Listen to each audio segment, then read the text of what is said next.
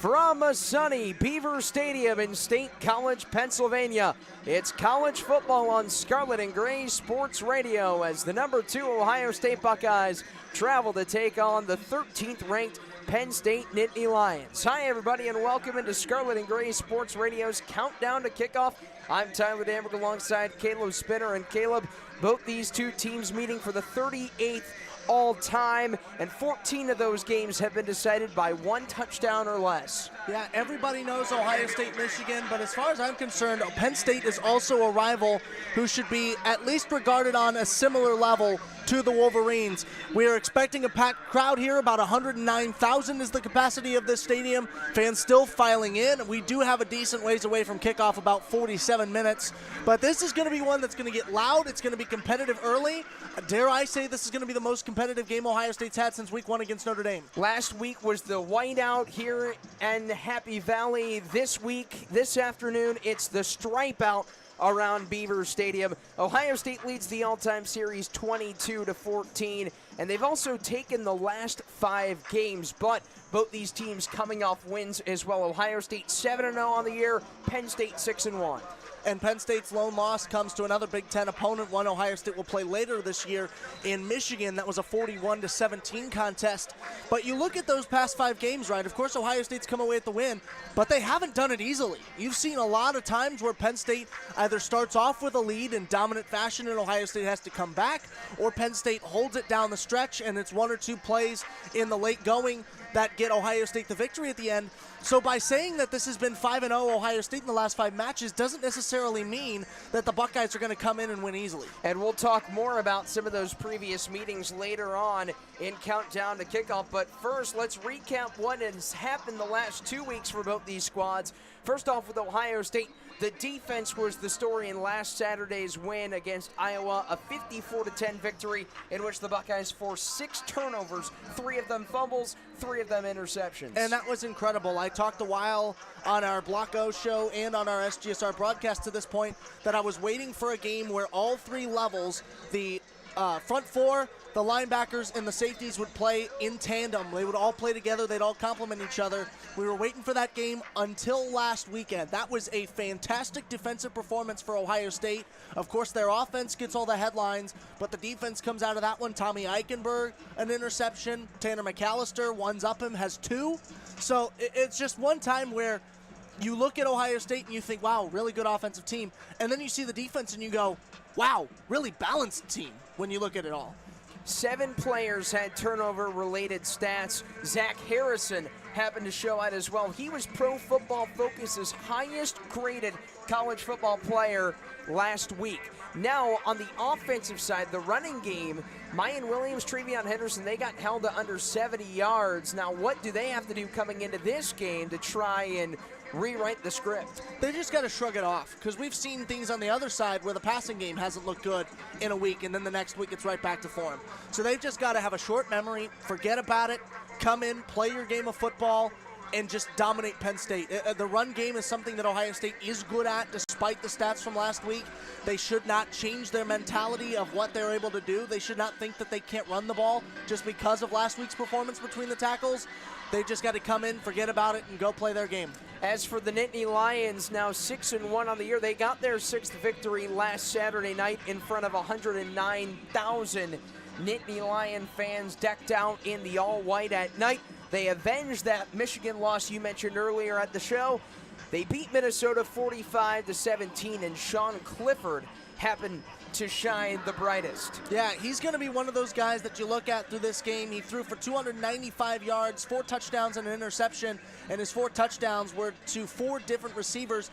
That's really the key to that stat. And of course, you look at the yardage, it's impressive. You look at the amount of touchdowns, that's impressive.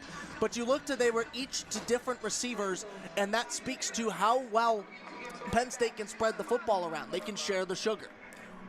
First off, a great little analogy there, sharing the sugar, and that's what Sean Clifford did. Not only that, but he threw to 10 different receivers for completions. Now, Sean Clifford has been the topic of discussion in Happy Valley all year long. There has been some talk about the true freshman quarterback Drew Allar getting the chance to start, but Sean Clifford, is he back to that level that he started the 2021 season with? I'm going to take a safe answer and say I don't know, because, and I'm going to defend myself here, because I don't think we've seen Sean Clifford yet. I think we've seen him dancing with his potential. I think he's gotten close a few times. I think he's fallen way short a few times. But I don't think we've seen entirely what he's capable of yet. And you know, we're in week 9 of the season. I still think there's time for him to get to that level before the postseason, quite frankly. He's a great quarterback. I think maybe Drew Allar gets to see some snaps late in this game if Ohio State starts to run away with it. But that's no dig to Sean Clifford. It's that they want to get their backup some good reps against a great defense in Ohio State. And Clifford has weapons on the offensive side, and the defense certainly has been able to get Clifford the ball in his hands. A +7 turnover margin for the defense for Penn State. That's tops in the Big Ten, 9th in the country. They are good at forcing turnovers as well. Yeah, they absolutely are, and it's something that a lot of opposing offenses, when they come into this building, or at least when they come to play Penn State, rather, they lose sleep over it the night before. It's a rough night at the hotel when you go up against this defense, especially in the secondary, because they're able to do it so well. And you know, you wonder how that's going to affect Ohio State, a team that is very pass heavy, not exclusively pass heavy, but they love to do a lot of their work through the air off the arm of C.J. Stroud. So you got to wonder how that's going to affect them today. Boos starting to rain down as Ohio State takes the field on the north side of the end zone to our left. Ohio State in the all-white jerseys with the silver pants and the silver helmets. It's been very rare for them to wear those uniforms, just their second time on the road this year. As for Penn State, they'll be wearing those navy blue uniforms with the white helmets and the white pants. Staying on the discussion of Penn State, looking at their defense as well, Jair Brown has forced 4 of those turnovers, 3 picks. Joey Porter Jr. also making a case for being one of the top defensive backs in all of the country. Yeah, well, he's a guy you got to watch for on any play, and you thank your lucky stars when he's on the sideline, because he can do some damage back there. And you bring up that he could be one of the best position players in the country. I think that's fair to say. There's a lot of talent around the nation, especially this year. You could argue that it's one of the better years in terms of talent spread out across the country. He certainly makes himself a contender in that conversation each and every week. P.J. Mustipher, another defender to look out on the interior. Yeah, we talked at Big Ten Media Days over the summer in Indianapolis, and he's, of course, coming off his recovery. I asked him on a scale of 1 to 10, where do you put your recovery? And I barely got that sentence out, Tyler, when you were there, before he interrupts me and says 25. Take that to the bank. And so I think it's pretty clear what 25 means in that regard.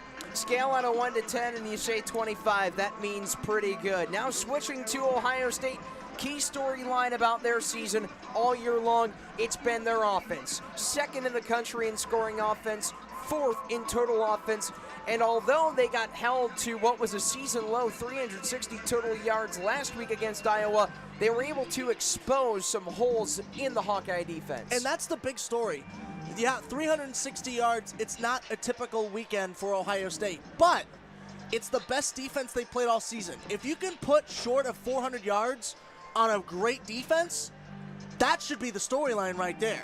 In my eyes, is how much talent you have to have, especially with your running game shut down, to be able to say, okay, no biggie, let's switch through the air and still be able to put up 400 total yards almost against that defense. That's impressive. They're the only team in the nation still averaging over 300 passing yards per game and over 200 yards on the ground. Now, what offensive unit, Caleb, intrigues you the most today? I think it's the run game for Ohio State, just because of how they were last week. Not saying that I think they need to compensate for anything, not saying that they have to prove themselves again, just looking for how they bounce back, because they've done it before and they will do it again. So it's just one of those instances where you want to make sure, like, okay, this is the storyline coming in. Running game's going to have all eyes on it. We know that they're capable of bouncing back because they've done it already this season. Do they continue that trend, or is this going to be a glaring error that goes on through the next few weeks? And the offensive line as well, looking to try and bounce back after some tough holes last week. And you got the chance to talk to Donovan Jackson, the left guard, a little bit about that.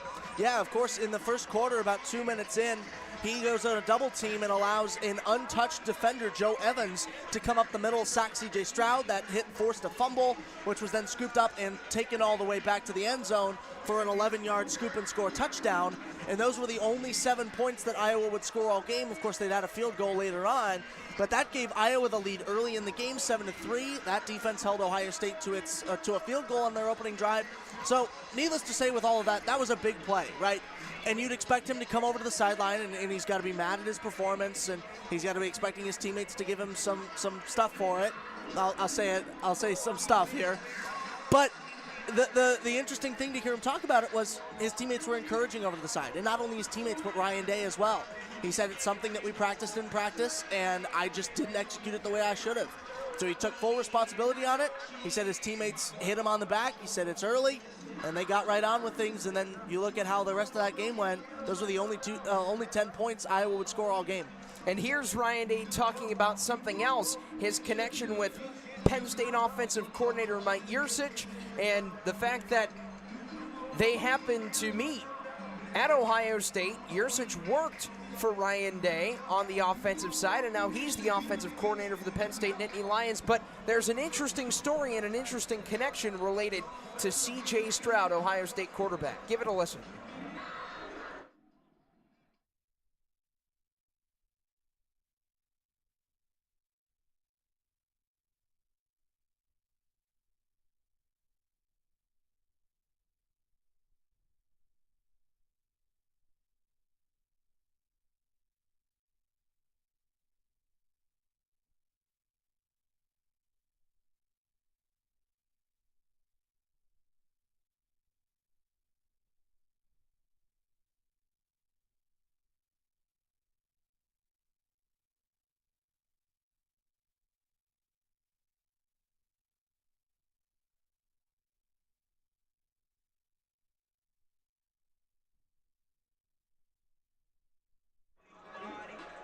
And for those listening on SGSR TV, Ryan Day talking about Mike Yurcich, who was on his staff at Ohio State in 2019, helped Justin Fields develop in Columbus, but then also Ryan Day and Mike Yurcich, they missed the Home Depot Awards at the end of the season because they were on a home visit with C.J. Stroud. And with C.J. Stroud this year, he's had a big start, still second in the country in touchdown passes. He's got 72 for his career, and Caleb, he's 3 passing touchdowns away from passing Penn State quarterback Trace McSorley for top 5 all-time in Big Ten history. Trace McSorley, throw it on it. Sorry, that song is so catchy, I had to bring it up. But, I mean, you heard him say it, right? That's a fine that he'll happily take. And you look at how C.J. Stroud has panned out here, you can't argue with the results, right? If it's going to cost you a little bit of money, let's be honest, a little bit of money, drop in the bucket of his salary to go scout arguably the best quarterback in the nation right now through this week 9, you'll take that. And of course, you look across the sideline, guy who helped develop Justin Fields, guy who's worked with Ryan Day, who's got to at least remember some things from his time in Columbus, has got to at least know a little bit of what Ryan Day likes to think about on certain offensive situations. This is going to be fun. This is almost the Ryan Day coaching tree that we're getting to when you look at the NFL, guys like Bill Belichick who produce their coaches. This is the start of Ryan Day's. Under 35 minutes away from kickoff on Scarlet and Gray Sports Radio and SGSR TV. You're listening to Countdown to Kickoff. Tyler Danburg alongside Caleb Spitter getting ready for number 2 Ohio State and number 13 Penn State. And C.J. Stroud has had a great season already, a Heisman front-running candidate alongside Tennessee quarterback Hendon Hooker. But also Stroud's receivers have been just as crucial for the OSU offense. Yeah, they have. And you look at Marvin Harrison Jr., who has 10 touchdowns individually. That's the second most in the FBS. It's an incredible statistic to have coming in here, especially when he wasn't on anybody's radar at the start of the season. It was all the Jackson Smith-Njigba show and the Julian Fleming show.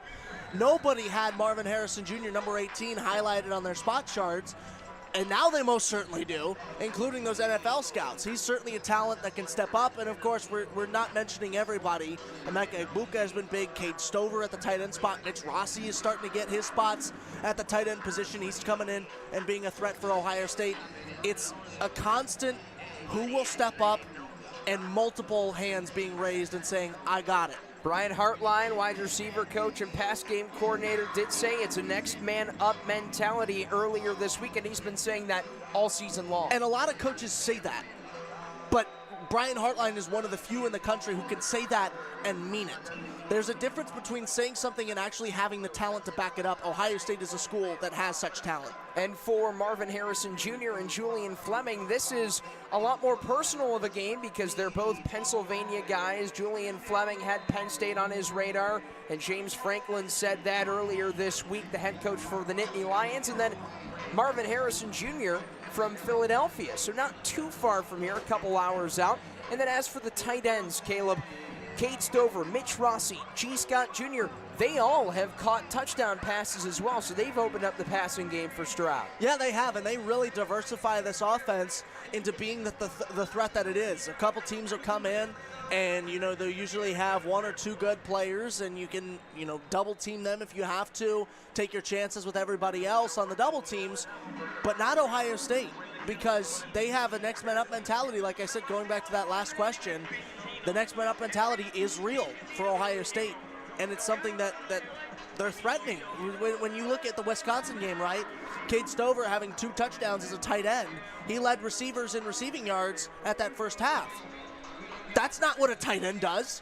You're just supposed to be a Gronk. You're supposed to be a big body and scramble Tom Brady out of situations. That's not what you're supposed to be. But here you are still being a receiving threat even though you're a big body tight end. Stover has 3 catches for over 30 yards. That's the most among Big Ten tight ends. Another offensive group that you were talking about earlier for Ohio State, the running back core of Mayan Williams and Travion Henderson. They're going to be going up against a very good Penn State tandem as well, with Nicholas Singleton and Katron Allen, 2 true freshmen, and both of those tandems, Williams and Henderson, Singleton and Allen, they have both ran for over 950 yards and over 10 touchdowns. Yeah, and they are one of the most dangerous running back tandems in college football, not even just the Big Ten, but college football, and it's because of the work that they're able to do together. They're able to come in and spell each other when they need a rest, of course, but then also when you put them in an I formation 2 running back set, they're able to block for one another. They have a talent with their legs and with their blocking ability, and that's what makes them dangerous. 30 minutes and 30 seconds away from kickoff, Ohio State and Penn State on Scarlet and Gray Sports Radio. These are 2 teams with a lot of history. They have played each other 38 times, and they have played each other in the last 30 consecutive years, ever since Penn State joined the Big Ten from the Big East. And Caleb, these 2 programs have a lot of history. They're top 10 all-time in wins, both Ohio State and Penn State. But the Buckeyes, 33 to 24 was the Buckeye win last year. 22-14 is the Ohio State all-time record. And if you listen to our Blocko show on Thursday, you know that my prediction is a lot steeper than that last result was. And I think it's fair because Penn State comes in, of course, they have that 6-1 record, but the last big opponent they played was Michigan, and it did not go so well for them. I think you play a team like Ohio State, you're going to be able to put up more points than any team has so far this season. I give them 24. But then I think the Buckeyes are the Buckeyes, right? To rephrase that Juju Smith-Schuster, Browns is the Browns quote. They're going to come in, they're going to play their game of football. It'll be 42-24 at the end of this is what I have. It's just something that Ohio State will struggle in some areas, but they'll come away at the end. The Ohio State-Michigan rivalry is historic. It's great, but the Penn State-Ohio State rivalry has been just as good of a border battle that has had some of those where were you type of moments as of late. Last year, Jerron Cage ran that 50-yard scoop and score off the fumble recovery in Ohio State's 33-24 win. Also, the Buckeyes had that famous fourth-quarter comeback in 2017 in Columbus, a 39-38 win. They were down by 3 touchdowns at the start of the fourth quarter, and then the last win for Penn State in the all-time series came in this very stadium in the whiteout game in 2016. A game-winning blocked field goal for the last Nittany Lion victory over Ohio State. So those are 3 top moments over the last 6 years that have provided a lot of drama. Well, I can't remember 2016, but I can remember during the comeback, the 39-38 win, I was in Cleveland watching St. Ignatius, St. Ed's, the Holy War, as they call it up there. I was watching that football game, and I remember my dad was giving us updates because everybody around us was Ohio State fans, like still wearing their jerseys to this Ed's Ignatius game. It was really hard to tell who was rooting for the Eagles and who was rooting for the Wildcats because everybody was in scarlet and gray. But you hear the little bit of the dismay when you come in, and then it starts to get loud. And you start checking your phone, and you're like, wait a minute, what's going on here? And then you realize that they're coming back. But then last year, I can tell you even more where I was. I was in the north end zone in the student section wearing a Spider-Man suit because it was Halloween and it was the Scarlet out, and I couldn't think of anything more red to wear. So that's where I was for that, and I can tell you it got loud in that building as soon as the big man picked it up and returned it. With great power comes great responsibility, and that's what Caleb was doing in the Spider-Man costume, cheering on Ohio State in the Scarlet out. I was hoping you'd make that reference. Had to. Now, as for the noise here at Beaver Stadium, Caleb, Ryan Day, this is his first experience head coaching in Beaver Stadium with fans. He came back in 2020. Ohio State won that game. Now, Ryan Day said earlier this week the fake crowd noise played much of a factor, and not only that, the fact that they were wearing masks made it hard to communicate. Now it's going to be a different type of toughness to communicate in this stadium. How does the 109,000 plus Penn State and Ohio State fans make an impact in this one? Well, apples and oranges are very different, but at the end of the day, they both are round and they both are fruits. It's not the same playing in here with artificial crowd noise and masks on, but it's pretty close to what you'll face today. So I'm not going to say it's a one-to-one comparison that he's absolutely ready for this, but I think he's more prepared than if he had just played here without fans and no artificial crowd noise. 26 minutes until kickoff between the Buckeyes and the Nittany Lions. Let's take a look at the injury report here as Penn State is out on the field still practicing. The Ohio State marching band is off to our left, though. They're looking to take the field. And Caleb headlining the status report, unavailable for today. Wide receiver and All-American last year, Jackson Smith and Jigba. You want my reaction in one word? It doesn't scare me anymore. And I said this in our car ride up to Michigan State.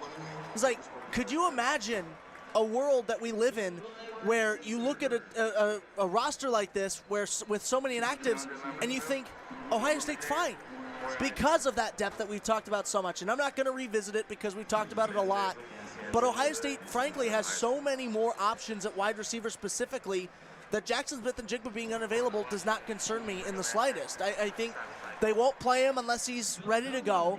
There's no need to risk him. I think he's proven his draft eligibility already. He's proven what he can do on the field. He's proven what he can do against great defenses. You have nothing else to prove. Don't risk it if you don't have to. And I think that's what Ohio State realizes as well. Also inactive for today, cornerback Cameron Brown missing another game. Court Williams, the safety, will not be out there. It was announced earlier this week T.C. Caffey is out for the season. So linebacker, an Arizona State transfer and former running back there, Chip Trainum, will take the third-string running back duties. Cameron Babb will also not be playing, still yet to make an appearance this year. And then Bradley Robinson, the long snapper who got hurt late in the game last week against Iowa, he will not play. And Mason Arnold will be expected to be the long snapper. We'll be monitoring that. Caleb, what are your keys to the game? Let's start off with the visiting Buckeyes. Well, Ohio State is going to have to manage this crowd. It's going to get loud. It's going to be the loudest game that they've played in opposing territory, and that's not saying much considering how many fans were in attendance. About, quick math tells me, about 30,000 less than are in the building here, approximately.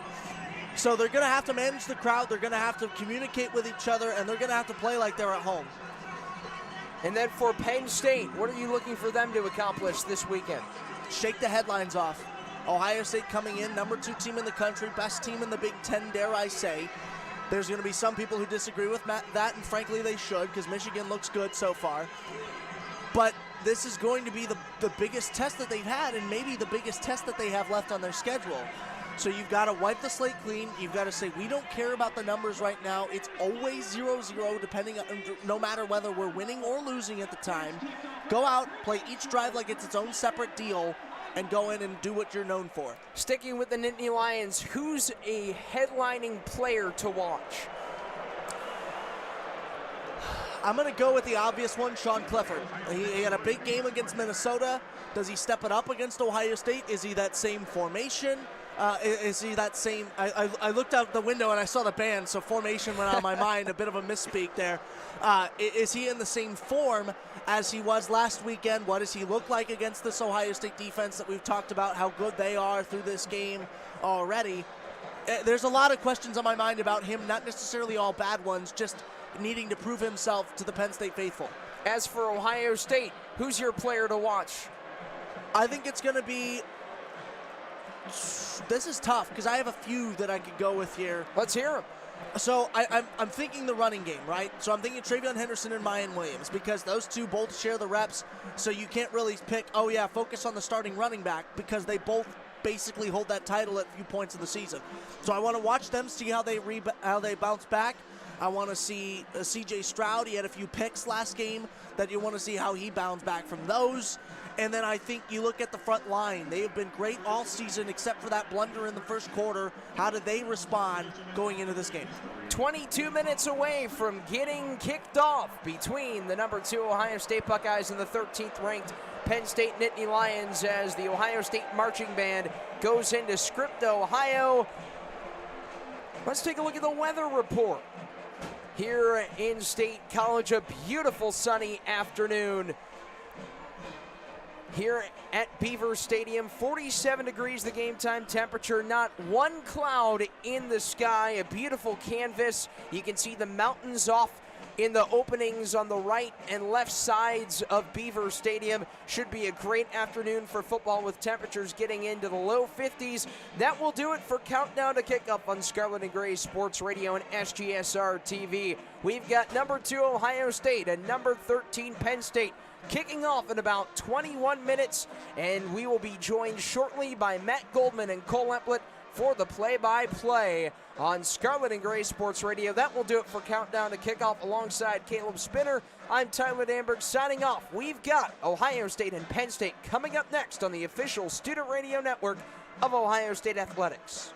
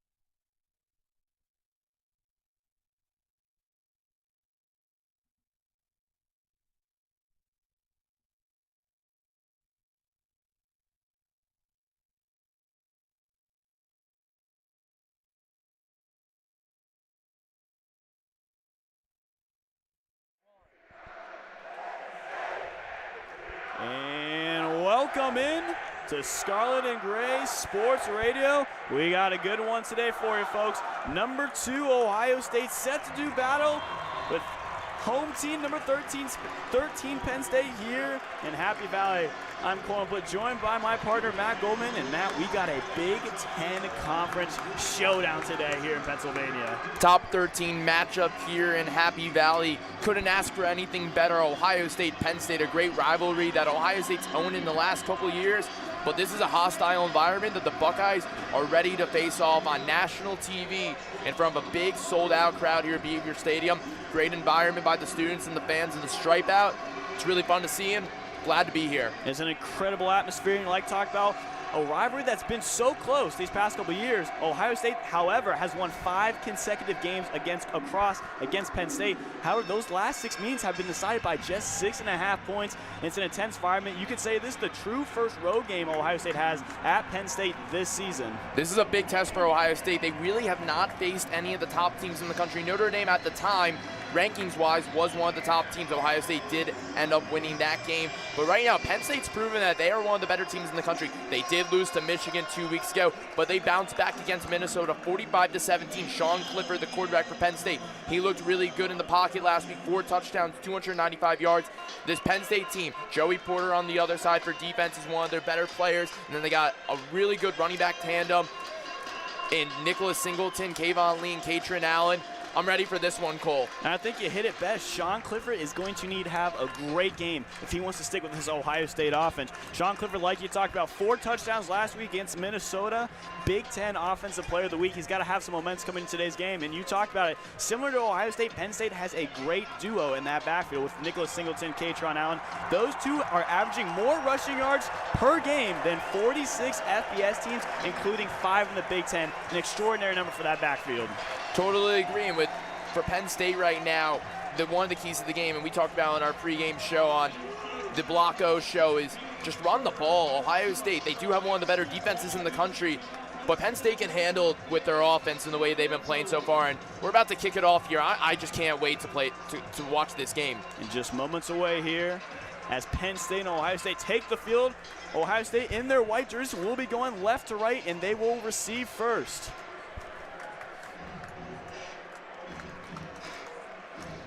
As the energy is getting quite exciting here. Crowds get on the field. Jake Pinner now set to kick.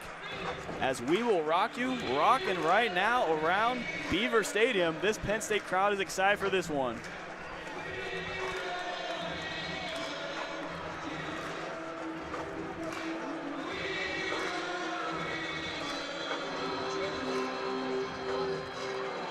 Ohio State starting off with the ball. Ryan Day likes to get his offense going with C.J. Stroud, one of the top players in America. So this Ohio State offense hoping to get a quick start after last week's Iowa first quarter was not so good. And with that, Pinner set to take the kick. The crowd is getting into it. They're letting them hear it. And the kick is away. Xavier Johnson set back in the end zone to receive, and he's going to let this one go. And for the first time today, Ohio State's offense is going to take to the field an extraordinary offense, you might say, Matt. One of the top in America, second in scoring per game with 46 points per game. This Ohio State offense led by C.J. Stroud, who's number 1 in the country in touchdown passes, passing efficiency, and points responsible for. So if those numbers don't tell you anything, I don't know what else. But then you have Marvin Harrison Jr. on your receiving corps with the receivers in the nation. This is a dangerous offense, Cole. C.J. Stroud's going to have Travion Henderson line up to the left of him to begin the drive. The crowd is loud now. C.J. Stroud, he's in the shotgun. 3 wide receivers to his right. Shotgun snap. He looks right. This one's going to be dealt out to Emeka Egbuka, who's going to be wrapped up just near the line. Penn State with a big early stop there. Kalen King got in there, the cornerback. He has 16 tackles on the year, 10 pass breakups. Saw that screen pass by C.J. Stroud, stopped him right away to keep it 2nd and 10. And I think Caleb Spinner said it best. Ohio State's going to have to manage this crowd here today, who so far is coming up big for the Nittany Lions. It's 2nd and 10 from the 25-yard line. Stroud, he's got Travion Henderson to his right hip. Snap. C.J. Stroud, he's looking out right. He's going to find a wide open Marvin Harrison along the right sideline, but they're going to say out of bounds. He did not make that completion inside. It was a good ID by CJ. He saw Harrison Jr. going down the near side sideline at the 50-yard line, and it looked like Harrison Jr. caught it. It just was his foot in bounds, and the referees decided not. So 3rd and long situation already, and this crowd is going to give CJ Stroud some trouble right now. And this mistake Ohio State can't afford to have. Wide open was Harrison, just couldn't get his feet in bounds like you said. 3rd and 10 in a very hostile crowd. CJ Stroud, he's got Henderson right up to the right of him. Sets his foot. Shotgun snap, C.J. Stroud, he's looking left. Buying time, he throws it down the right sideline. Marvin Harrison at the 40-yard line catch. And Ohio State, just like that, answers the hostile crowd and is in Penn State territory. Harrison Jr. right off the line of scrimmage beats Kalen King. Just a simple fly route down the right side. And Ohio State now in scoring territory. Great pass by C.J. Stroud. Put it right in Harrison Jr.'s hands, ran down the field, and Ohio State now in enemy territory. The #1 total offense on display early. And just like that, you can see how dangerous this Ohio State Buckeyes offense is. C.J. Stroud now, he's going to have Travion Henderson behind him. Snap. Henderson's going to get his first carry. He's going to try bounce out left, cut inside to the right, and he's going to be tackled just near the 31-yard line. Looks like a gain of about 7 on that one. So a 37-yard pass to Marvin Harrison to the Penn State 40, and now you have Henderson Jr. coming in and take a little run. But you know what? That makes it second and manageable, and Ohio State will take that any day. Ohio State couldn't get anything going their first 2 passes, and all of a sudden they're in Penn State territory. C.J. Stroud from the 34. He's got Henderson to the right of him. C.J. Stroud, ball in his hands. He's looking out right. He's going to look down for his tight end, Cade Stover, who's going to battle forward just near the 21-yard line. And Ohio State's going to have a comfortable first down here, eyeing that red zone against Penn State. Yeah, so for Penn State, we're seeing with the linebacker core, Tyler Eldson lost in space with Cade Stover. Stover was kind of just sitting there right on the hashes, and C.J. Stroud's able to find his tight end. We thought that Cade Stover was going to have effect in this game, and so far he is. Ohio State starting to move a little comfortable, getting their rhythm. C.J. Stroud constructing receivers. He's going to move motion. Tight end Cade Stover from right to left. Stroud now communicating with his offensive line here. He's got 6 seconds on the play clock. Stroud, snap, hands off. Henderson up the middle. It's going to be just short. He's going to get tackled right near that line of scrimmage. It's going to be second down for the Buckeyes. Tyler Elston, the middle linebacker, 7 starts at middle linebacker, 26 tackles on the year. Got right between Matt Jones and Luke Whippler with the tackle on the right hash. So now that puts Ohio State in 2nd and 10. 2nd and 10 from the Buckeyes. On Penn State's 23. Stroud looking to go under center on this one. He's got Henderson in the backfield. Motioning Stover over from left to right. Stroud, under center. The snap. Gives the handoff to Henderson. Henderson's trying to bounce right, but he's going to slip on his own 2 feet. He's going to gain just about a yard on that one, and Ohio State's again working with another 3rd and long here, this time in Penn State red zone. So Ohio State, they're having trouble running the ball right now. The passing game is working. I'm not sure why I understand establishing the run, but at the moment you can't run it inside as Chop Robinson gets in there. 3rd and 9. This crowd is loud. Stroud's got Henderson in the backfield behind him.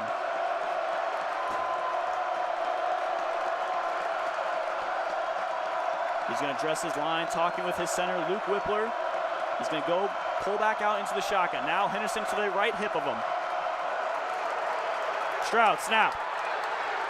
And this one's going to be delayed, as this one looks like going to be a delay of game for the Buckeyes on this one. And this Penn State crowd is going wild. Ohio State in line couldn't really get that communication going, and instead they're going to have to settle for a 3rd and 15 now. And that was right there in enemy territory. That was talked about all week by Ryan Day, putting music, putting loud crowd noise, artificial during practice. And you're seeing with C.J. Stroud, he had 13 seconds when they lined up with the play clock. I'm not sure what they were trying to manage or call an audible, but Ohio State's got to step it up. Stroud once again communicating with his line. Henderson to the right of him. This crowd is loud. Snap. C.J. Stroud, he's looking out left. He's going to find Cates over across the middle. A gain of 5 yards, but Ohio State's going to have to settle and bring out the field goal unit on this one. A great job by that Penn State defense really settling in on the drive. Great job, Penn State attacking and not allowing CJ to find his receivers that were going towards the end zone. Julian Fleming was covered perfectly by Penn State. Now you bring out Noah Ruggles. Ruggles really hasn't done much for Ohio State this year because they've been scoring so much. So right now, a field goal, not really that windy, but a hostile Penn State environment can mess up the snap or the hold. Noah Ruggles had 2 field goals going into the game against Iowa last week, ended up with 4 in the first half. Noah Ruggles now from around the 28-yard line. It's up, and it's good. Ohio State gets on the board first, 3 points, but the Penn State defense really holding up there towards the end. Yeah, great job by the Penn State defense. That's Manny Diaz, the defensive coordinator, ex-head coach of the University of Miami. They run a 4-2-5 Penn State, and they kind of just got in there, did not allow Ohio State any time, because CJ that pocket was collapsing when he was there. The running game wasn't working, but they went away from Marvin Harrison Jr. I understand Penn State's going to now put their focus towards him without Jackson Smith and Chigba playing, but for Ohio State right now, keep the play calling a little more consistent. For the Buckeyes, they take a quick 3-0 lead. 9:47 remaining here in the first quarter. We'll take a quick break before coming back on Scarlet and Gray Sports Radio.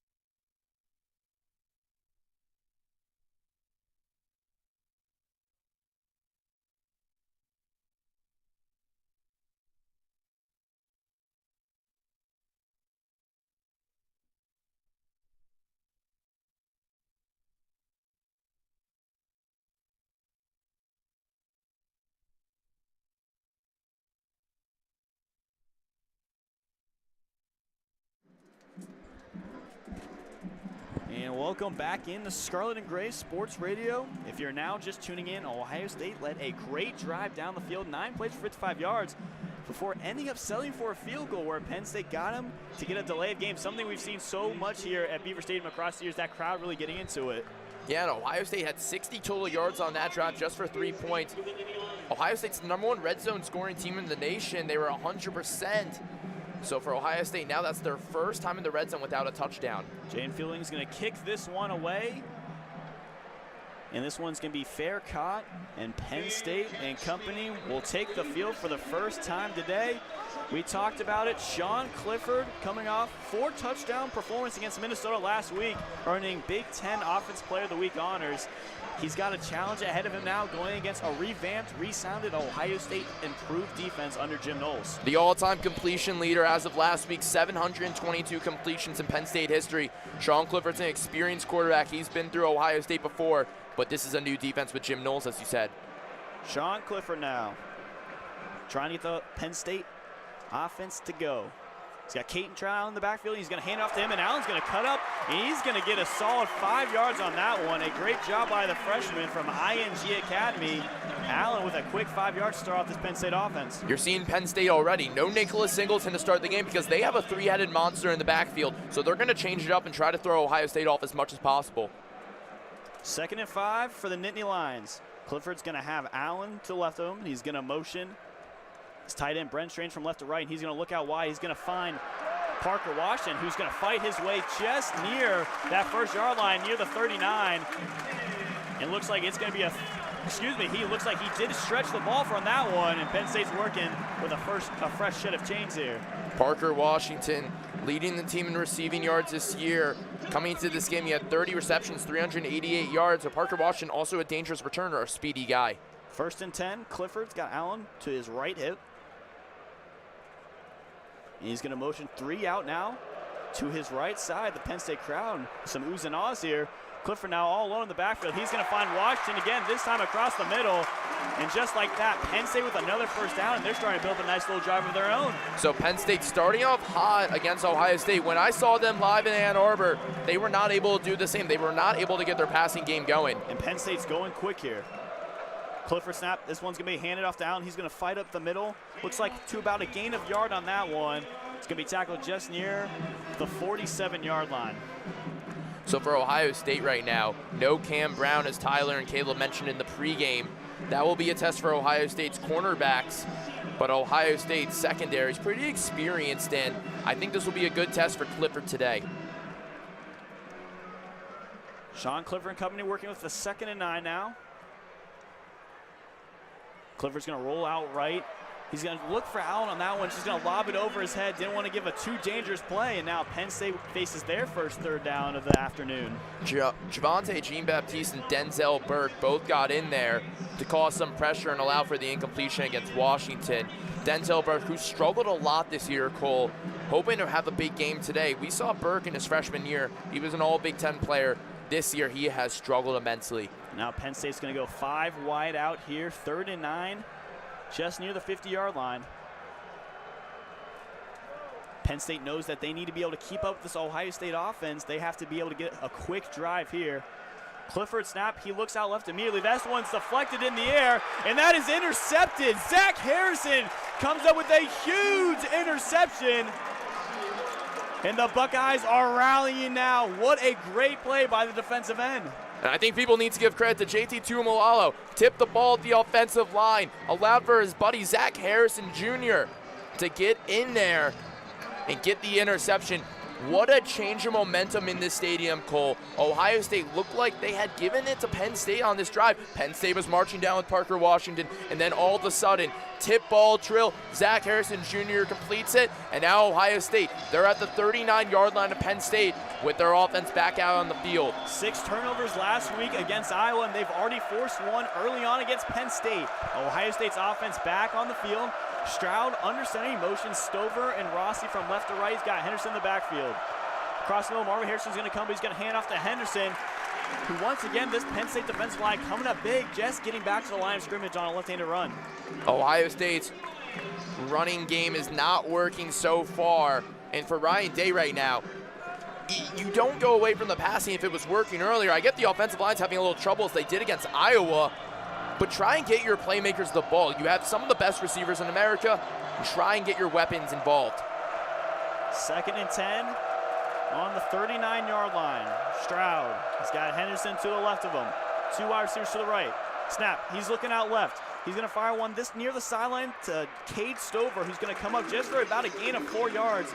And Ohio State with a 3rd and 5 here from Penn State's 35. So 3rd and manageable for Ohio State.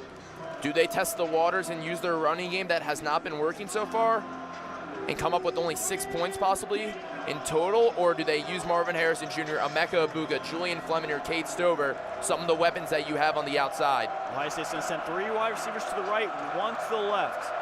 Stroud, he's going to have Henderson lined up to the right of him. Once again, this Penn State crowd is getting into it, getting loud, causing some miscommunication on that offensive line. Stroud with the snap, he looks out right, he's going to find Emeka Abuka, and he's going to be wrapped up just near the 35-yard line, and Penn State's going to force a 3 and out here against Ohio State. Zakee Whitley gets in there, the safety for Penn State, able to get the tackle.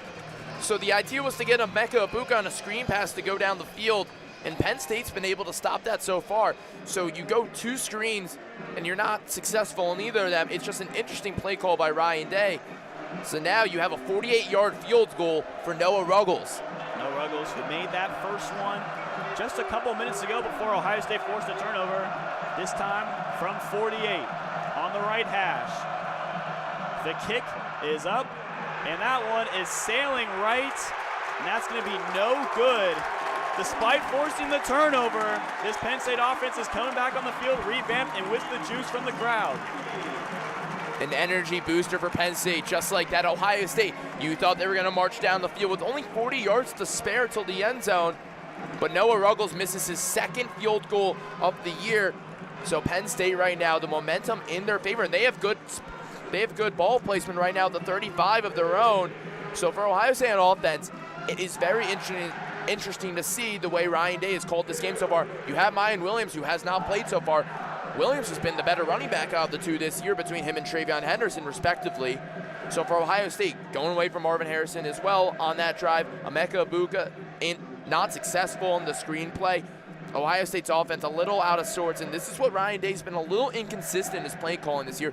You saw in the Iowa first quarter, Ohio State's offense could not get going at all last week. The score did tell otherwise. What the result was, 54-10, but that first quarter, Iowa was up 10-7 at that point. Iowa looked better than Ohio State. So right now, Ohio State's offense needs to get things going. Kevin Wilson's not calling the plays, the offense coordinator. It is solely Ryan Day's call for all the plays, so it's kind of inconsistent. I think Ohio State needs to change a couple things around right now.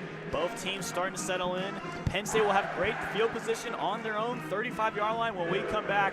The Ohio State Buckeyes lead 3-0 here early against Penn State. We'll take a quick break here on Scarlet and Gray Sports Radio.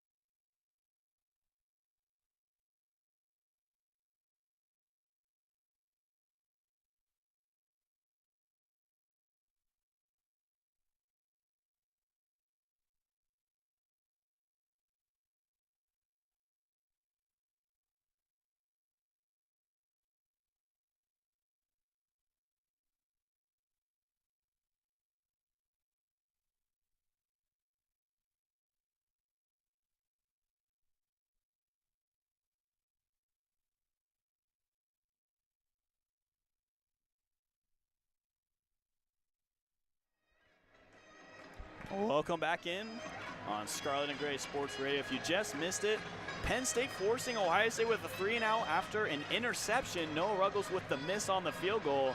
Penn State's going to line up from their own 35 on this one. And it seems like even though the interception, this crowd's back into it. A little revamped offense here we'll see on the second drive.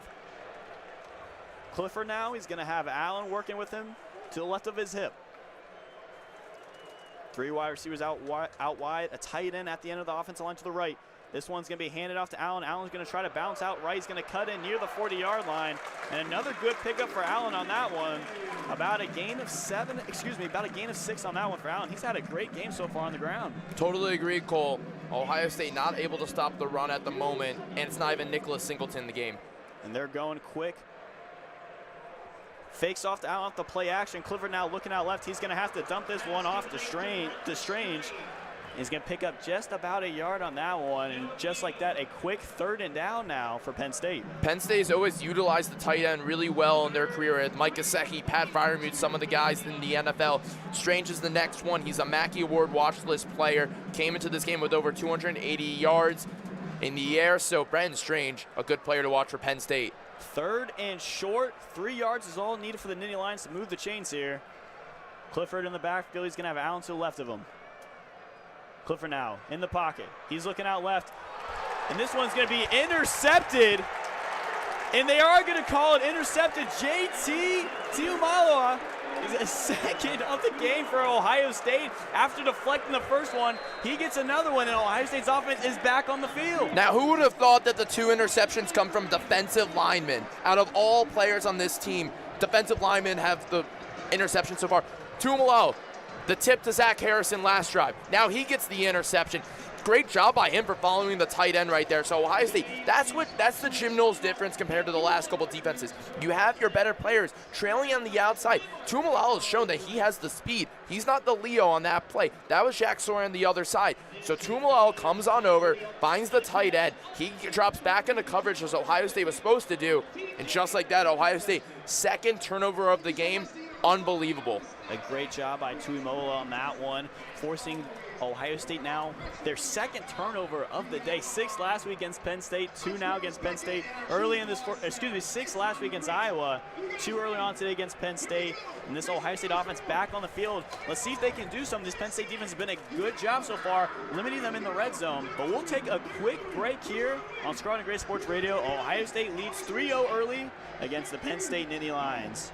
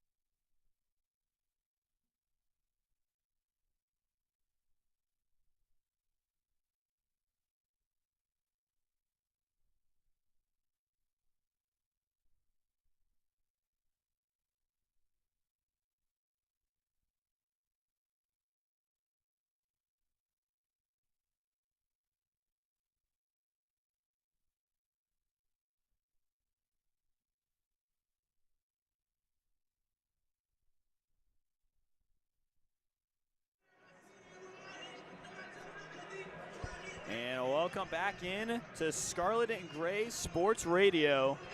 As Ohio State takes the field once again, forcing their second turnover of the day. They lead 3-0 early against Penn State. And now, I don't think this was going to be an explosive shootout by any means, but 2 turnovers already. Penn State has already forced Ohio State to 2 field goals. It's turning out to be a good defensive battle so far. This feels like deja vu from last drive. Ohio State started at Penn State's 40. Now they start at the 41 after another interception.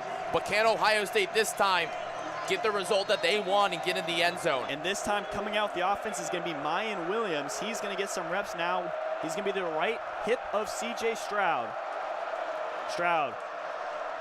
Play action. He's going to look out left. He's going to find a wide open Marvin Harrison across the middle. He's going to be tackled just near the 21-yard line. And Ohio State once again threatening so quickly with that high-powered offense. And that is what Ryan Day should have been calling from the beginning. Harrison Jr. is better than any player on this field. Get him the ball. Harrison had that catch earlier in the quarter, which turned out to be out of bounds. Definitely want that one back, but he's got it across the middle now.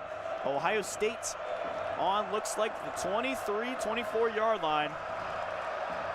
C.J. Stroud is going to have Williams to the left of him, 3 wide receivers out left. The snap, this one's going to be play action. He's going to look across again. Marvin Harrison Jr. getting some running ground, but he's going to be tackled near the 5-yard line. Back-to-back plays talking about Marvin Harrison. He's got it again, and he's got this offense clicking. Harrison Jr. just beats the safety, Kean Ellis, right off the line of scrimmage. Kind of interesting that they have a safety out of all players going up against Harrison Jr. They must be a speed thing, but Harrison Jr. too fast for any of the Penn State cornerbacks. Keep going after them. From the 5-yard line, Harrison and Abuka out to the right. Stroud's going to have Williams to the right of him, and he's going to have Mitch Rossi out on the left on that offensive line as well. He motions Abuka right to left. Joining the line, it's going to be a handoff to Williams. Williams going to fight his way up, and he's going to plow his way forward. No call yet. Tackle just what looks like, and they're going to spot him just on that 1-yard line, even inches on that one. Looking back on it, it looks like they powered him in, but I think they called it just short before. But Ohio State's going to have it 2nd and 1 here, and it looks more like 2nd and inches on that Penn State goal line. Ohio State's Marvin Harrison Jr., 74 yards so far. out of the 104 yards, keep finding your weapon. I formation now. Williams in the backfield, Rossi the fullback. It's going to be a pitch to Williams. He's going to try to bounce out right. And it looks like the play was called dead right before Williams got the snap. Referees coming together now.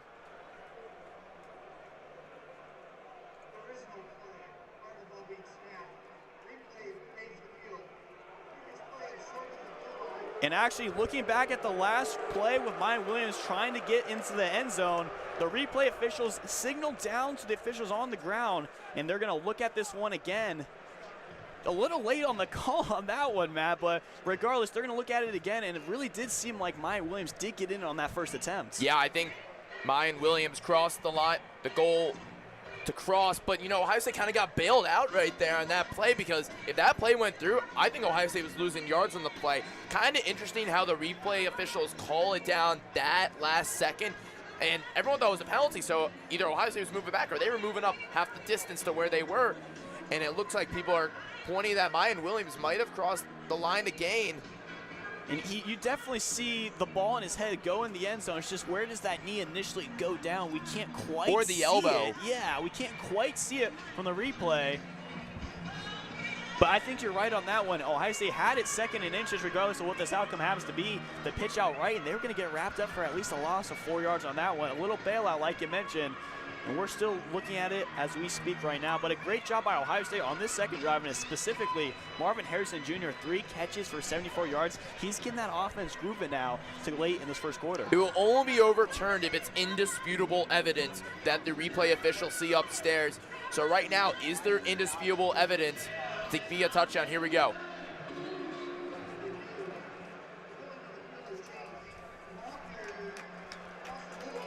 And they are going to say the ruling on the field has changed, which means Mayan Williams gets the first touchdown on the board so far for the Ohio State. And just like that, after getting 2 back-to-back turnovers, Ohio State now with a 9-0 pending possibly 10-point lead here as Noah Ruggles attempts the extra point.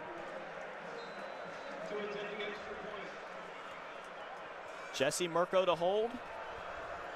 The snap, the kick is away, and it is good. And just like that, Ohio State back-to-back turnovers. It proves good this time. Mayan Williams gets a 5-yard rushing touchdown, and Ohio State looking good, 10-0 as we close just about 2:48 left in this first quarter. I had a feeling it was going to be a touchdown. As soon as I saw Caden Curry, who's on the special teams unit, running out before the referee even gave the call to the crowd, I was like, okay, Ohio State scores the touchdown. Referees must have seen that the ball crossed the plane before an elbow or a knee was down. Great job by the offensive line, the extra push. Matt Jones, DeJuan Jones, both got in there to give the extra push. Those are some big dudes going up against Penn State. Sucks the energy out of the stadium a little more. 2 turnovers, 10 points, 1 missed field goal. A lot has happened so far in just 1 quarter alone. But when you look at the box score, Marvin Harrison Jr., he's been the majority of the passing yards so far. 74 yards on 3 receptions. That is one of the best players in America. Keep feeding number 18 for Ohio State. And Ohio State eventually getting their offense going late, but it's been a good defensive battle, even though Penn State just let up that last touchdown. And Ohio State the same as well. They've been great through the air in their pass rushing, only allowing 15 yards, of course, to 2 interceptions now. But for Penn State, I really want to see what they can keep going on that run game. Allen's been great so far. He's got 3 attempts on the ground for 14 yards. He's had a great time, but Sean Clifford just hasn't been able to get it done quite yet. We'll take a quick step aside here on Scarlet Gray Sports Radio. Ohio State leads 10-0 over Penn State with 2:48 left to go in the first quarter. We'll be right back.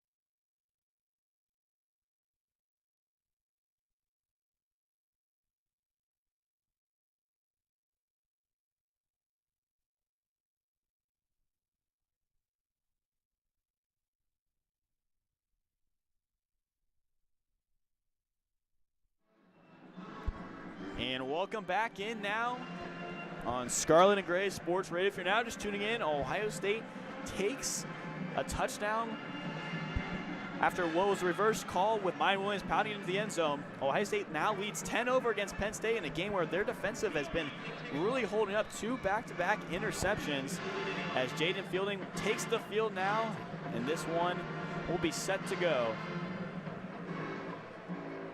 Fielding now sends this one away.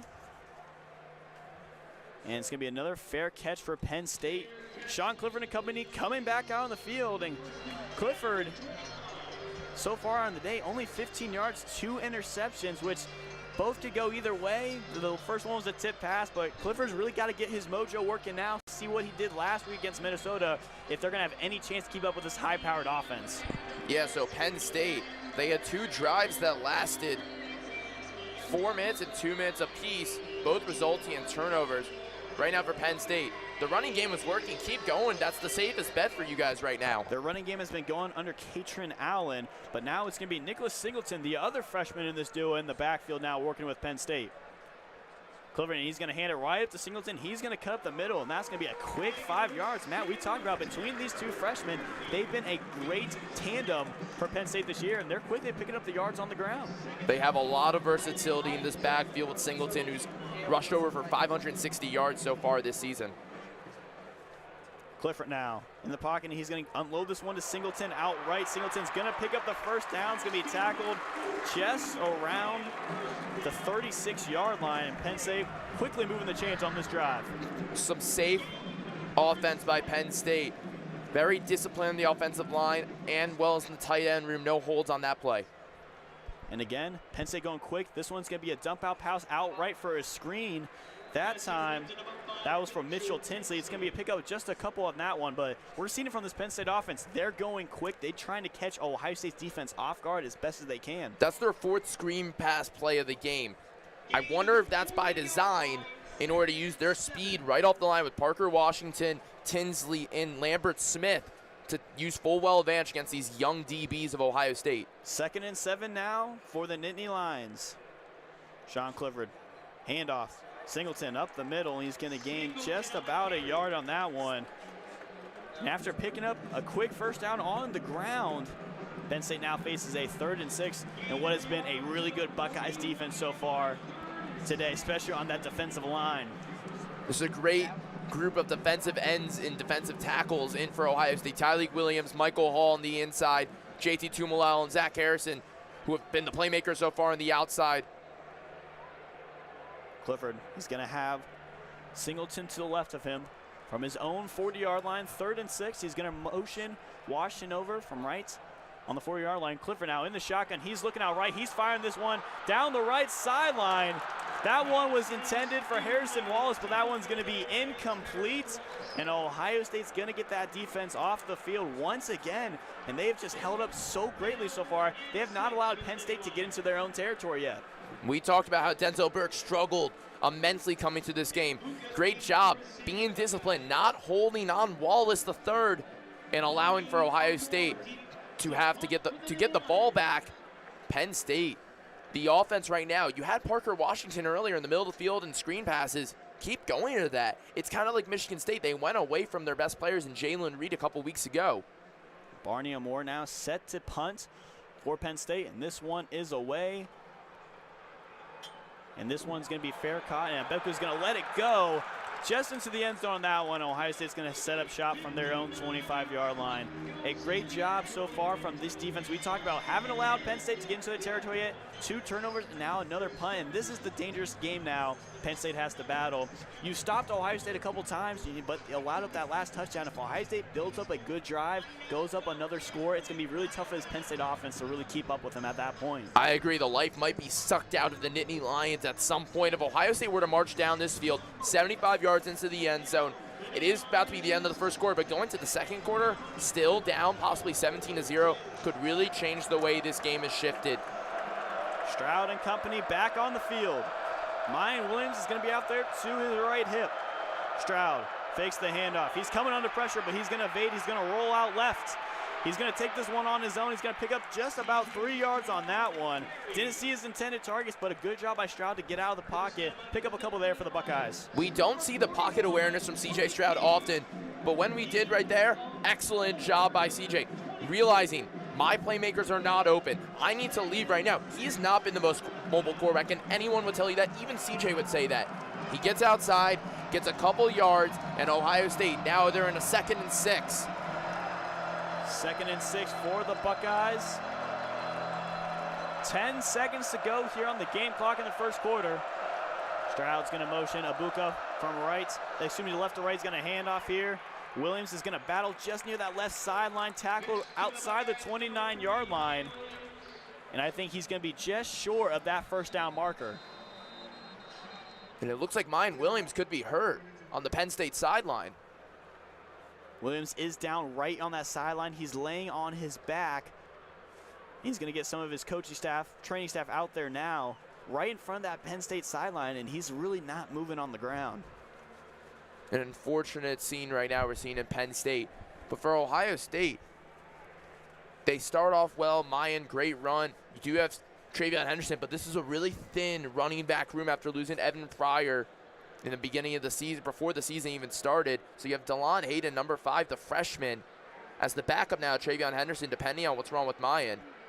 And Travion Henderson joined at some of the Penn State players on the bench. The referees have to get in the way now. And that's actually Ryan Day talking with Henderson specifically. He's instructing his team to get back on the field and near his own sideline. But for Mayan Williams, he's still down on the ground, just near that Penn State sideline. And it initially didn't look like he took too much contact. He was definitely pushed out of bounds, but didn't quite see the way he landed as he went down. Mayan's dealt with lower body injuries in his first couple of years of being a Buckeye. So hopefully it's not a result of anything he's dealt with in the past. But some jawing back and forth, bringing out the extra referees to come out to the middle field between DeJuan Jones and Penn State's Parker Washington. And Mayan Williams now is sitting up on the sideline after it was initially laying down this past time. And good to see that Williams is back up on his feet now, as he gets a couple applause now from the crowd. He looks like we'll be walking on his own accord back to the bench. Doesn't look like he's anything too specific, Matt, on this one.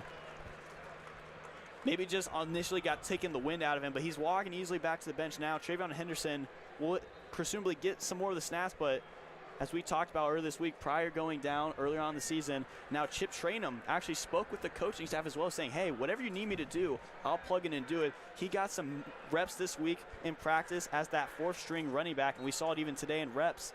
The warm-ups he's trying to get going. Might be interesting to see if Williams goes down, if Trainum might get some reps along with Henderson and Dallin Hayden. But for now, that will be the conclusion of the first quarter. After what could have been a scary injury for Williams, got up on his own feet. Ohio State leads early 10-0, where their offense has really started to click in the second part of the first half, or the first quarter, and their defense has really showed up today so far, only allowing Penn State 45 total yards in that first quarter. Jim Knowles' defense. That's why you brought him in from Oklahoma State.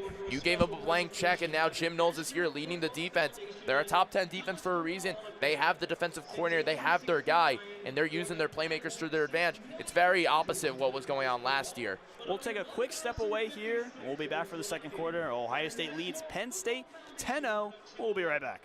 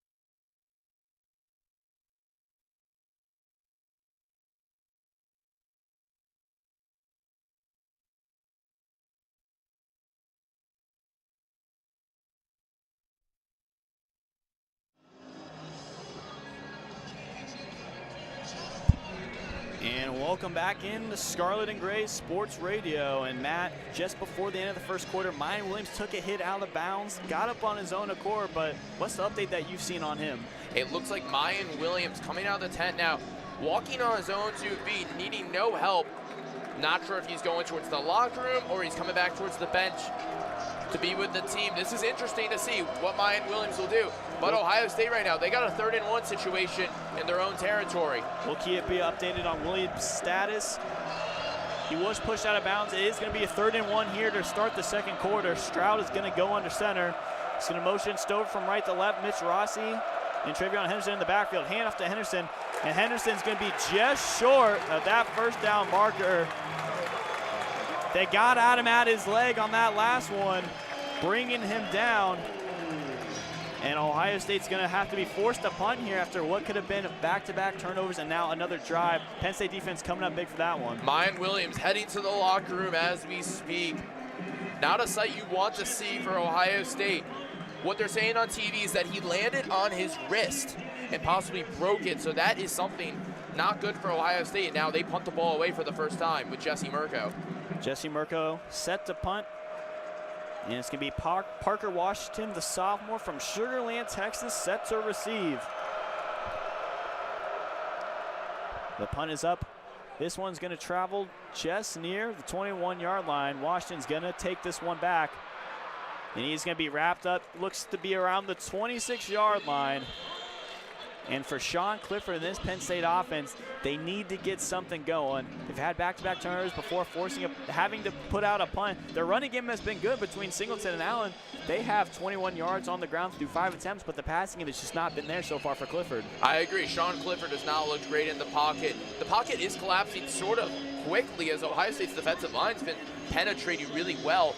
So for Ohio State right now, it's keep doing what you've been doing. The linebackers has been so far the weakest position, but at the same time, they've also been very good.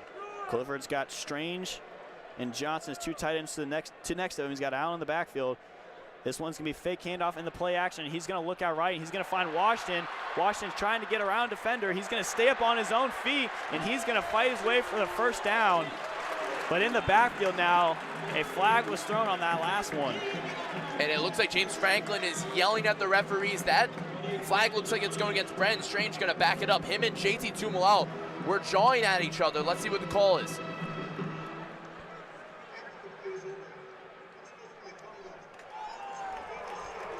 And you're right on that one, Matt. That was tight end Brenton Strange, who's going to get an unsportsmanlike conduct. And that seemed like that was after the play on that one.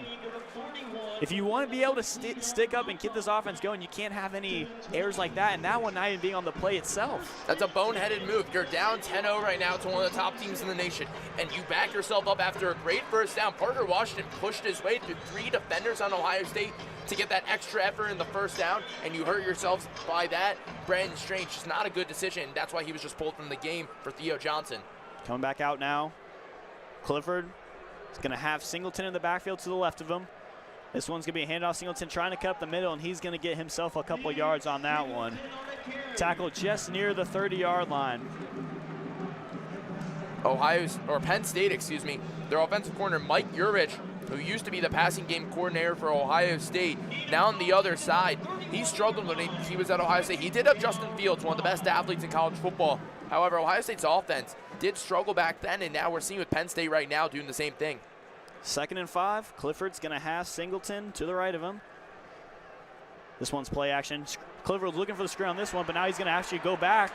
He's going to connect with Mitchell Tinsley. He's going to be just hit out of bounds near the 37-yard line, but it's going to be good enough for a first down on that one. Clifford doing a good job going through his motion on there before initially deciding to go back with Tinsley on that screen pass. J.K. Johnson and Tommy Eichenberg lost in space, did not see Penn State's Mitchell Tinsley, and that's why a first down. He was outside in the flat all alone. Again, Penn State trying to go quick. Clifford, hand off to Singleton. Singleton's going to go up the middle. He's going to get an extra little push, going to get about 4 yards on that one. A great job once again by the freshman, picking up some short yardage when they need to in these situations. 2nd and 6 now for the Nittany Lions. You could feel that there's a little tension between both sides. Obviously, Penn State and Ohio State, they have history together. Ohio State leads the all-time series. And Penn State knows that they're in this game. They're a great team, that they can compete but they've had a lot of mental errors so far. Once again, Strange and Johnson to the right and left. He's actually going to motion Strange out to the left now. And Clifford's actually going to motion Theo Johnson to the right, joining the line. Clifford now, handoffs to Singleton. Singleton trying to bounce out right before cutting back up in the middle. He's going to pick up just about a gain of 1 on that one. A little miscommunication on the line. He didn't really seem like he knew where he wanted his tight ends to go early. Now Penn State's going to have a 3rd and 4 here against this Ohio State defense. Ohio State right now, I think you got to send all the dogs right now in the blitz for Ohio State. You have the playmakers to do it. You give the pressure to Sean Clifford. He might have some issues, and he might just throw that ball away, or he might take the sack if Ohio State were to send a blitz.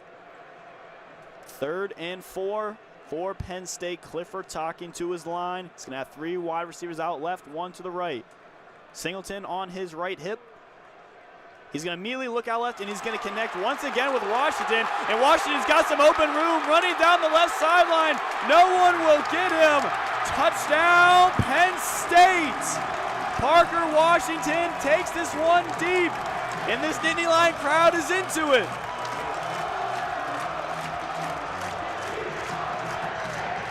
Parker Washington escapes 2 defenders on Ohio State. That kind of felt like the Purdue game from a couple years ago when Ohio State could not wrap up Rondell Moore, and they have the same tackling issues once again. J.K. Johnson and Denzel Burke couldn't wrap up the speedy Washington. And just like that, momentum in the favor of Penn State, and the crowd is juiced up. Jake Pinegar set to take the extra point. The kick is on the way, and it is good. And that, just like that, Penn State is back in it off a great diversion on Parker Washington, be able to escape the defenders on that one. And he was able to go for 58 yards on that one. 10-7 Ohio State. We'll take a quick break here on Scarlet and Gray Sports Radio. Penn State battling back here with 11:13 to go in the second quarter.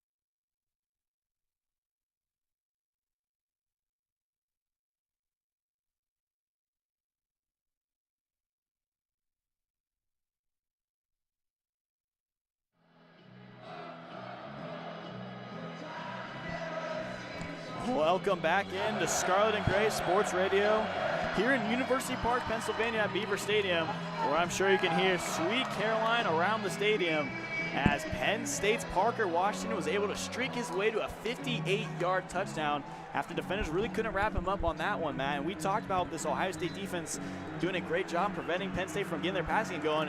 One mistake like that, and the Nittany Lions are back in this game. The simple stuff, tackling. You learn that day one in Pee Wee football. J.K. Johnson and Denzel Burke didn't wrap up. They tried using their head. You're never taught to tackle with your head. You have to wrap up, especially when you got two guys. Washington uses his speed, goes down the sideline, touchdown Penn State on a 73-yard drive with 6 plays. Great job by Mike Urish to call a nice drive, but for Ohio State, going back to their last offensive drive, can't convert on a 3rd and 1. That's not the Ohio State offense that we know and we've seen all season. Jake Pinegar back out on the field, set to send this one out. It's going to be Xavier Johnson set to receive for the Buckeyes. And Johnson is going to take this one out of his own end zone from nearly the 1-yard line. He's going to break a couple tackles, and he's going to battle his way up just near the 27. A good little pickup there for Johnson.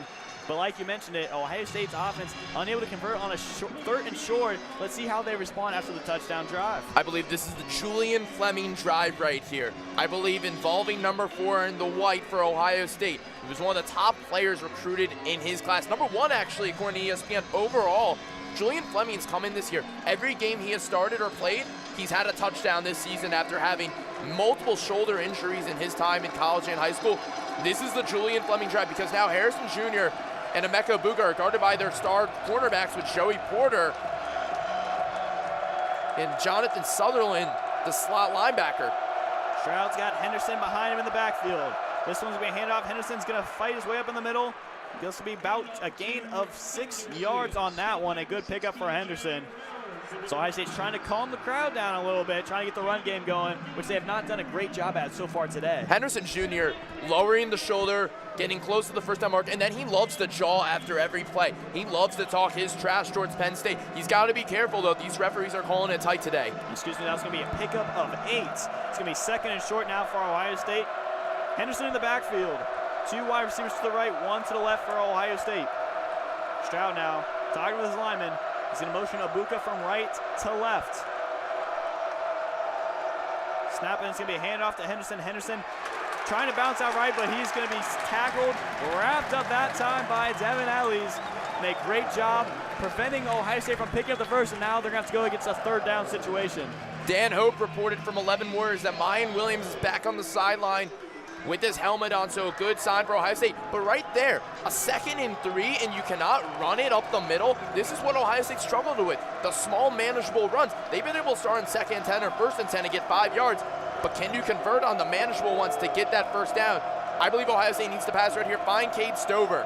And again, the infamous Mo Bamba ringing around now the stadium as Penn State is trying to get their team hyped up and ready to go. Stroud now is going to find Emeka Buka out left, but he's going to be wrapped up and tackled way behind the line. That Penn State defense once again coming alive, and this crowd is on their feet. They're jumping for Kalen King. Kalen King read that play. Unbelievable. Manny Diaz able to teach his cornerbacks to get in there. And that was just a really good job. Co-defensive coordinator Anthony Pondexter, who also coaches the secondary, that was routine. Ohio State's ran multiple screenplays and has been not successful every time. That's the inconsistency of Ryan Day in his play calling. And all of a sudden, this Penn State crowd is into it. You can feel it. The energy has shifted. They have all the momentum now as Jesse Mirko comes out to punt. Mirko, his punt is on the way, and then there's going to be a flag before the play.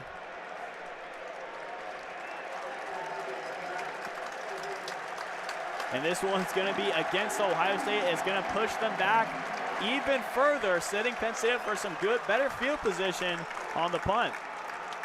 This is what Penn State needs. You stop Ohio State again on offense, and now you move them back because of the crowd noise. Penn State's going to get the ball in some good territory. Depending on what Jesse Mirko does with this punt, this could be dangerous for Ohio State on the next drive. And Caleb Spinner mentioned it. This is how Ohio State needs to stay in this game. You got to manage the crowd, and so far the crowd's getting to him just a little bit. Jesse Mirko is going to set the punt again, and it's going to be Parker Washington. He's going to line up about around his 32-yard line, set to receive. The punt is up on the way. Washington has to backpedal a little bit. He's trying to evade some defenders here, and he's going to be wrapped up near his 20. Not a great idea on that one, trying to backpedal and try to get going, but Penn State's offense going to come out once again. That is unbelievable special teams by Parker Fleming. You have 4 guys down there surround Parker Washington. Jalen Ballard got in there right away at first, and then Ohio State, after a 51-yard punt, is able to back up where Washington was originally planned. Now the ball's at the 24-yard line. Josh Proctor got the tackle. That is great special teams, and I think that's one of the things that Ohio State really does well is their special teams play, especially when it comes to punting the ball away. They do struggle sometimes with Emeka Egbuka returning the punt, but nonetheless, Ohio State backs Penn State up to their own 24-yard line. It's a game of runs right now, and right now Penn State is running. They have all the momentum. We're going to step aside real quickly for a quick break. Ohio State leads 10-7. Penn State's going to have the ball from their own 20 when we're back on Scarlet and Gray Sports Radio.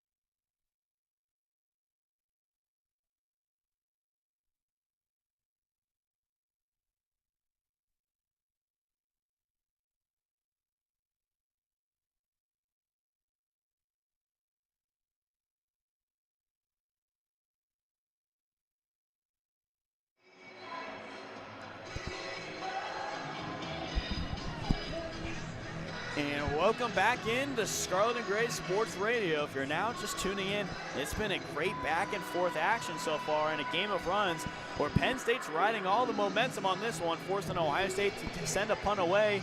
Sean Clifford and company going to get back on the field after the last one where Parker Washington was able to have a 55-yard touchdown pass where he streaked along the sideline after a couple missed tackles. Let's see if Penn State can ride that momentum here and try to catch that Ohio State defense by surprise once again. If Penn State can do that, they have the weapons to do so. Brenton Strange, Parker Washington, Singleton, some dangerous playmakers that Ohio State's defense needs to wrap up. Clifford's going to have Singleton to the left of him. Shotgun snap is going to be a screen pass, and that one's going to be dropped by Nicholas Singleton. Looked like it was going to be a good gain of a couple yards, but Singleton unable to just really crowd it in a little bit over his head on that last one. He had some green grass in front of him, if not for Steele Chambers and J.K. Johnson getting there. But a drop screen pass, got to avoid that if you're Penn State. Those are the simple plays you can't make the mistakes on.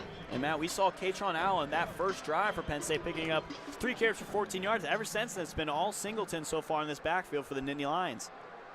Sean Clifford, he's going to have 2 to his right, 2 to his left.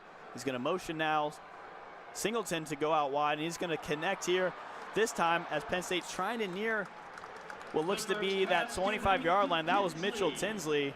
And Penn State with a quick 3rd down now against Ohio State defense. Tommy Eichenberg read that like a book on the outside.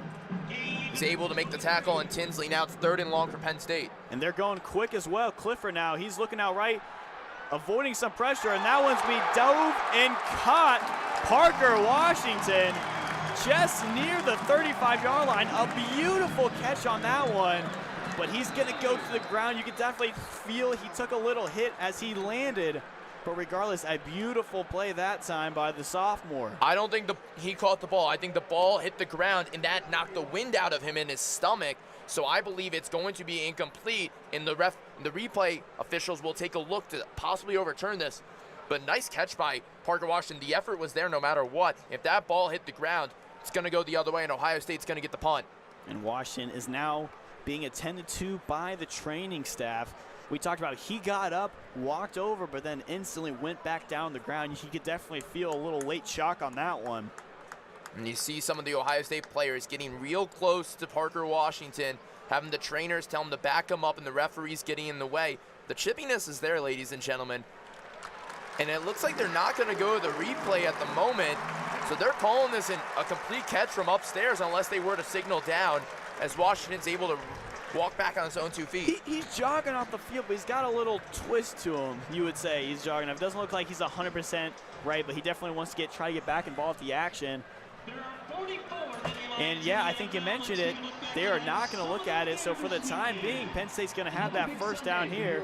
We'll take a quick step aside now, and we'll be right back here. Ohio State leads Penn State 10-7 in the second quarter. We'll take a quick break.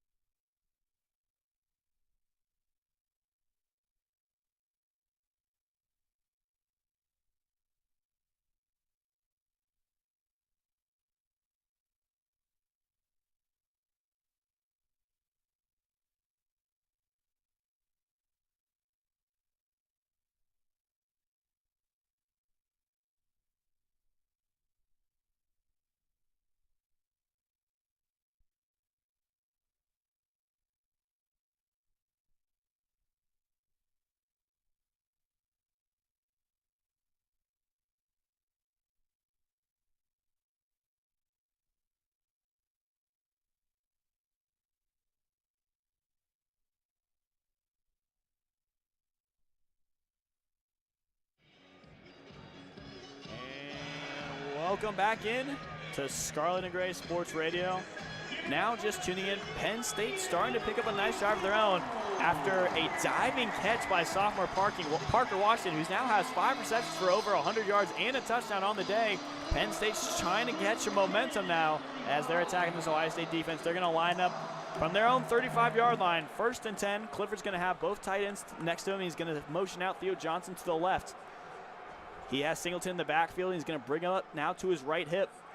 Hand off to Singleton. Singleton trying to go a little out left, but he's going to be scuffed and wrapped up. That time looked like it was Ronnie Hickman on that one, wrapping him up, coming in deep. Penn State's going to have a 2nd down and 10. Hickman, Javante, Jean-Baptiste both got in there to make the tackle. Penn State going hurry up. It's the identity so far for this Nittany Lions. They like to go quick. Clifford's going to have 2 wide receivers to his right. He's going to have his tight end Johnson to the left. Singleton in the backfield. He's going to now motion Singleton to the right of him on his hip. 2nd and 10, Sean Clifford. Shotgun snap. He's looking right. He's avoiding some pressure by Jack Sawyer. He's going to have to throw this one up. And that one's going to be caught. Theo Johnson along the left sideline near the 28. And this Penn State crowd is electric. Penn State 1st and 10. I thought that was an illegal forward pass by Sean Clifford. It looked like he passed the ball across the line of scrimmage. A couple of Ohio State coaches saying the same thing. But right now, Penn State's in hurry up, and now they're in the red zone, or close to the red zone. Great job by Clifford to avoid pressure on that one and get the pass off. Starting to slow it down now. Singleton's to the right of him in the shotgun. Clifford, snap. He's looking out left. He's going to find across the middle. Keandre Lambert-Smith, touchdown, Penn State. The Nittany Lions have shocked the Buckeyes and quickly take a quick 14-0 straight points now on Ohio State. And Penn State is rallying right now. The crowd is in it, and Ohio State has no answer for this offense these past 2 drives. What a shift in momentum here at Beaver Stadium. Ohio State's defense can't cover Parker Washington, can't cover Keandre Lambert-Smith. Speed has so far beat them out of the gate, and Ohio State now going down. And Jake Pinegar, extra point is good. And Matt, like you mentioned, Ohio State now goes down 4 points. And what was a game where the defense had forced back-to-back turnovers and they were clicking in all cylinders. All of a sudden, Penn State back-to-back drives, and it was back-to-back some good home run plays that set them up with great field position. Penn State now up 14-10, all the momentum in this one. It's been the big play so far for Ohio State letting up on Penn State. It's been the struggling tackling for Ohio State. And also the coverage in the secondary has not been great today. And Jim Knowles, the defensive coordinator, cannot be too pleased with the way his Buckeyes are playing. Matt, listen, we knew this was going to be a close one today. 14-10, and no reason is this going to be a shootout. We'll take a quick step aside here with 6:50 left in the second quarter. The Penn State Nittany Lions now lead Ohio State 14-10. We'll take a quick break.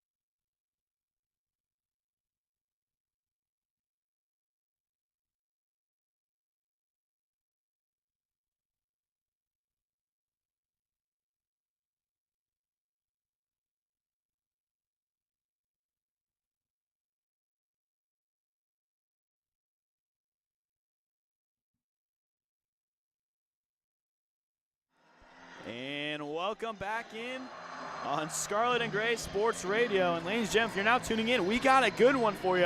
A Big Ten Conference showdown is holding up to that point so far. The Penn State Nittany Lions now lead 14-10 over Ohio State after Keandre Lambert-Smith was able to find the end zone on a 23-yard reception. Penn State has all the momentum in this one, and Ohio State offense hasn't been able to answer since that touchdown by Mayan Williams. Not at all, Cole. Ohio State's offense needs to get something going right now.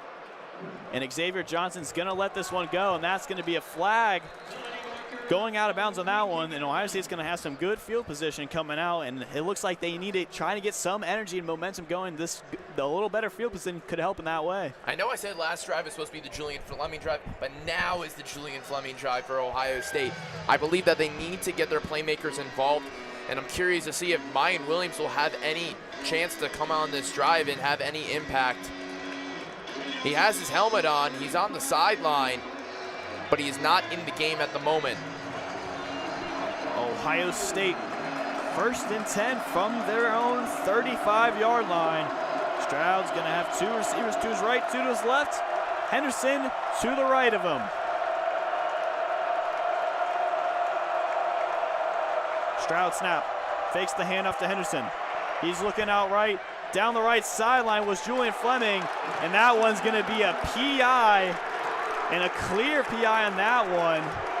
I think the fact that the crowd is even booing is crazy to think that was a blatant pass interference. You cannot hold the defender's arm as he's trying to catch the ball. You need to give a fair opportunity.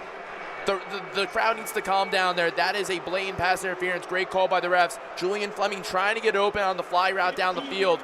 And Ohio State does a great job getting the new first down. Running down the right sideline, guarding Julian Fleming was cornerback Joey Porter. And seeing it again, it was blatantly he's holding onto that left arm by Fleming. And Ohio State now has it just like that on the 50-yard line. In a game where their offense has kind of been shut down to start the second quarter so far. Great field position now. As Stroud's under center. He's going to hand this one off to Henderson, who's going to get just about a yard on that one, but there is going to be a flag in the backfield. False start on Ohio State. They went too early on that, but that penalty that just happened, that was Joey Porter who got the penalty. We haven't seen much from one of the top cornerbacks in America, and Joey Porter so far not having a great effect on this game. And getting the decision now. There was going to be a false start on that one. And after picking up a great penalty and getting some good field position just like that, they're pushing that Ohio State defense, or excuse me, they're pushing that Ohio State offense back a little bit more. Going to have to make them work for it on this drive. They're back in their own territory after being at midfield. And right now, Ohio State 1st and 15. The illegal shift, trying to get something going. 5 wide out now for the Buckeyes. Looks like C.J. Stroud trying to sling it on this one. 3 to his left, 2 to his right from the right hash. Stroud with the snap. Immediately looks out across the middle. It's Julian Fleming. He's going to gain up the middle, and he's going to pick up a quick first down on that one. And hey, Matt, you said this one's going to be the Julian Fleming drive. You're pointing at yourself right now. A great pickup there by the Buckeyes, and immediately back into Penn State territory. I feel a little bit like Tony Romo right now, knowing what's going to happen. Julian Fleming right down the middle of the field. Now the Penn State defenders were there, and use the speed to your advantage. 2 out to the right, to the left now for Ohio State. Stroud's working with Henderson on his left hip. Snap. Stroud's looking out right. He's going to find his tight end, Cade Stover, who's going to muster forward for a little bit extra yards. It's going to be just short of that first down marker. And Stover, a good job today. That is his 2nd reception of the day. Excuse me, that is his 4th reception of the day. He's been getting involved early in this offense. I think the crowd was looking for a penalty on Tawan Jones. It kind of looked like he may have held Chop Robinson off the left side of the line, or the right side, excuse me. It was kind of interesting. The crowd really wanted that. And for Ohio State, now they move closer and closer into enemy territory. Penn State's 23. 2nd and 1. 3 wide receivers to the left. Stroud's going to have Henderson behind him in the backfield. Snap, and this one's given off to Henderson. Henderson's going to bounce up the middle. He's going to pick up more than needed. And Ohio State's going to have a first down from looks to be about just the 13-yard line on that one. A great pickup that time by Henderson. Great pickup by Henderson. I'm looking at the bench. Mayan Williams, without his helmet on the sideline, typically shows that you might not get back into the game, but he is on the sideline at least, so that's a good look for Ohio State. Right now you got 3 receivers to your left side with Julian Fleming the outside. In the middle is Marvin Harrison Jr. and on the right side, Emeka Buka. So for Ohio State right now, you got trips on the left side. Try and get something between one of those guys. 1st and 10 from the 14, trips to the left. Henderson's going to be lined up next to Stroud on the left, to his hip on the right hash mark. Stroud the snap, fakes the handoff. He's looking back end zone, was looking his intended target with Emeka Buka on that one. It just seemed like Buka just tripped up on his own 2 feet on that one, and it looked like he had all the room to make that catch. That was a good call. No call by the referees right there. That was uncatchable from where Buka was at that time. The communication was a little off between Stroud and Buka. The ball was thrown a little too far into the back of the end zone. Ohio State try and run it right now with TreVeyon Henderson. He's been fine this drive. The running game is picking up a little bit for Ohio State. Stroud now talking to Henderson. He's going to have Buka and Fleming to the right, Harrison to the left. He's motioning Stover over from right to left to join that line. From the right hash, snap. Immediately Stroud looking out, dumping it off to Henderson, and Henderson's going to be wrapped up on that 20-yard line. A great job by the Penn State defense, wrapping up Ohio State behind on that one. And now the Buckeyes, a 3rd and long here in enemy territory. Ohio State, not a great play by the Buckeyes. Now Xavier Johnson runs into the game as Cade Stover comes out. So now Ohio State's got 4 receivers in this game with TreVeyon Henderson as well in the backfield. A lot of options for the Buckeyes. Where do they go with this? 3rd and 15 on the 19-yard line. Talked about it. 4 wide receivers now, 3 to the right, 1 to the left. TreVeyon Henderson lined up next to Stroud on the right. From the left hash mark, Stroud, snap. He's in the pocket. He's evading pressure, trying to roll out right. Stroud still looking. He's going to fire it out near Xavier Johnson. That one was going to be intercepted, but it's going to be just pushed out of bounds on that one. A great job there by Stroud to avoid pressure, but Ohio State unable to pick up anything on that last one. And once again, no Ruggles is set to come back out on the field. He missed his 2nd field goal opportunity of the night. And let's see if he can convert now for the Ohio State. So Ohio State now they have a 36-yard field goal attempt from Noah Ruggles. He missed a 48-yarder earlier today. Can he get the Buckeyes within one against Penn State? But this crowd is loud. Noah Ruggles now set to kick. Jesse Mirko to hold. This one is up. And it is good. Noah Ruggles able to convert. That puts it at 14-13 for Penn State. And if you're this Ohio State offense, you got to walk away a little disappointed. A couple flags on that drive, a couple penalties send you back a little bit, and really unable to convert in this high-powered offense where you should be able to get at something. It seems like they're going with a lot of screen passes early on to the running backs. Couldn't agree more, Cole. Disappointing drive from Ryan Day's offense right there. You march down the field with that Julian Fleming catch, and then all of a sudden, the momentum is shifted back right in favor of Penn State. When it gets into the red zone, Ohio State has not looked good today. They have not been well. They were the best red zone team coming to the country this year, and now Penn State has solved all the issues that they need to, and they know where Ohio State's weaknesses are. Ryan Day at halftime needs to talk to his guys about finding ways to get open. This defense for Ohio State right now, this is a major drive going into halftime. Penn State gets the ball going in the second half, 3:14 left. Penn State has all three of their timeouts. A lot of time left on the clock for Penn State to even go up further, if so. And you hit on that exactly. They have plenty of time, 3:14 remaining in the half, as Jaden Fielding sets this one away. In the back of the end, that's going to be a touchback. But like you said, Penn State has plenty of time to get something going.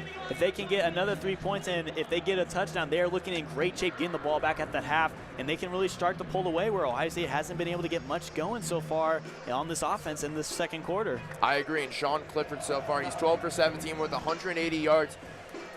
A lot of those yards thanks to big plays from Parker Washington, Keandre Lambert-Smith. So right now for Ohio State, this is going to be a big test of the secondary because we know Penn State and Mike Gersh is going to attack where it's been the weakness for Ohio State, especially in the secondary. Can they continue to do that? Clifford's going to have Allen. He's going to hand it off to Allen. Allen's trying to bounce out the left side. He's going to pick up a gain of about 6 yards on that one. Catron Allen, we haven't seen him since the first quarter, but instantly he comes in and a quick impact on the ground for him. Again, talking about that running back duo, they can hurt you either way. They've done a great job so far on the ground today. Only 32 yards, but it's been quiet. They've been able to pick it up with ease, and when they need a couple plays, 5-6 yards, they've been able to get it so far for this Penn State offense. Clifford now has got two tight ends out beside him. He's going to have Allen in the backfield. He's going to hand this one off, and Allen's going to be stuffed this time. That Ohio State defensive line looks like Steele Chambers and Zach Harrison on that one, preventing anything, and Penn State's now going to have it 3rd and 2, 2.5 minutes to go, and clock is ticking. Steele Chambers getting in there as well. You said Zach Harrison, both big playmakers for Ohio State. It looks like that was actually Jerron Cage who got in there. My apologies, that was Teron Vincent who got in there as well with Steele Chambers. So now big 3rd down. And Penn State going quick. Sean Clifford under center, and he's going to motion out all his receivers now. 5 wide out, 4 to the left, 1 to the right. Ohio State defense a little confusion. Sean Clifford's going to take a QB draw. And right before it looks like they were going to call a timeout, Ohio State definitely didn't like what they saw, wanted to settle in on like that. A great timeout used by the Buckeyes, and Clifford had all the running room on that one. It could have been a big play for Penn State. That is why the crowd is booing right now, because the timeout came real close to when Sean Clifford called hike on that play. Great timeout, as you just said, by Ohio State and Ryan Day, getting your guys positioned to possibly stop this 3rd down. That was really excellent by Penn State. They motion out all their guys. Tanner McAllister and the DBs on the right side, really confused with what was happening, all the different motion and formations for Penn State. So right now, you send the guys back out onto the field. And for Ohio State right now, it's just follow Rashawn Clifford, because look, they're bringing in a bunch formation once again. And once again, like you mentioned, that bunch formation coming out. And another piece of bad news for Ohio State, Mine Williams actually left the sideline to head back to the locker room. Not what you need from your running back going into the second half here. But Penn State once again, Sean Clifford under center. He's got 3 behind him. This one's going to be handed off. It's going to be Allen. He's going to run up the middle. And excuse me, that is Nicholas Singleton. He's going to move the chains first down on that one. Penn State now working with a minute 53 and ticking from their own 38-yard line. Great use of trickery in the backfield for Penn State. They brought in multiple running backs, and Ohio State was tricked up, and now Penn State's got a fresh set of downs. As you just said, the time is ticking.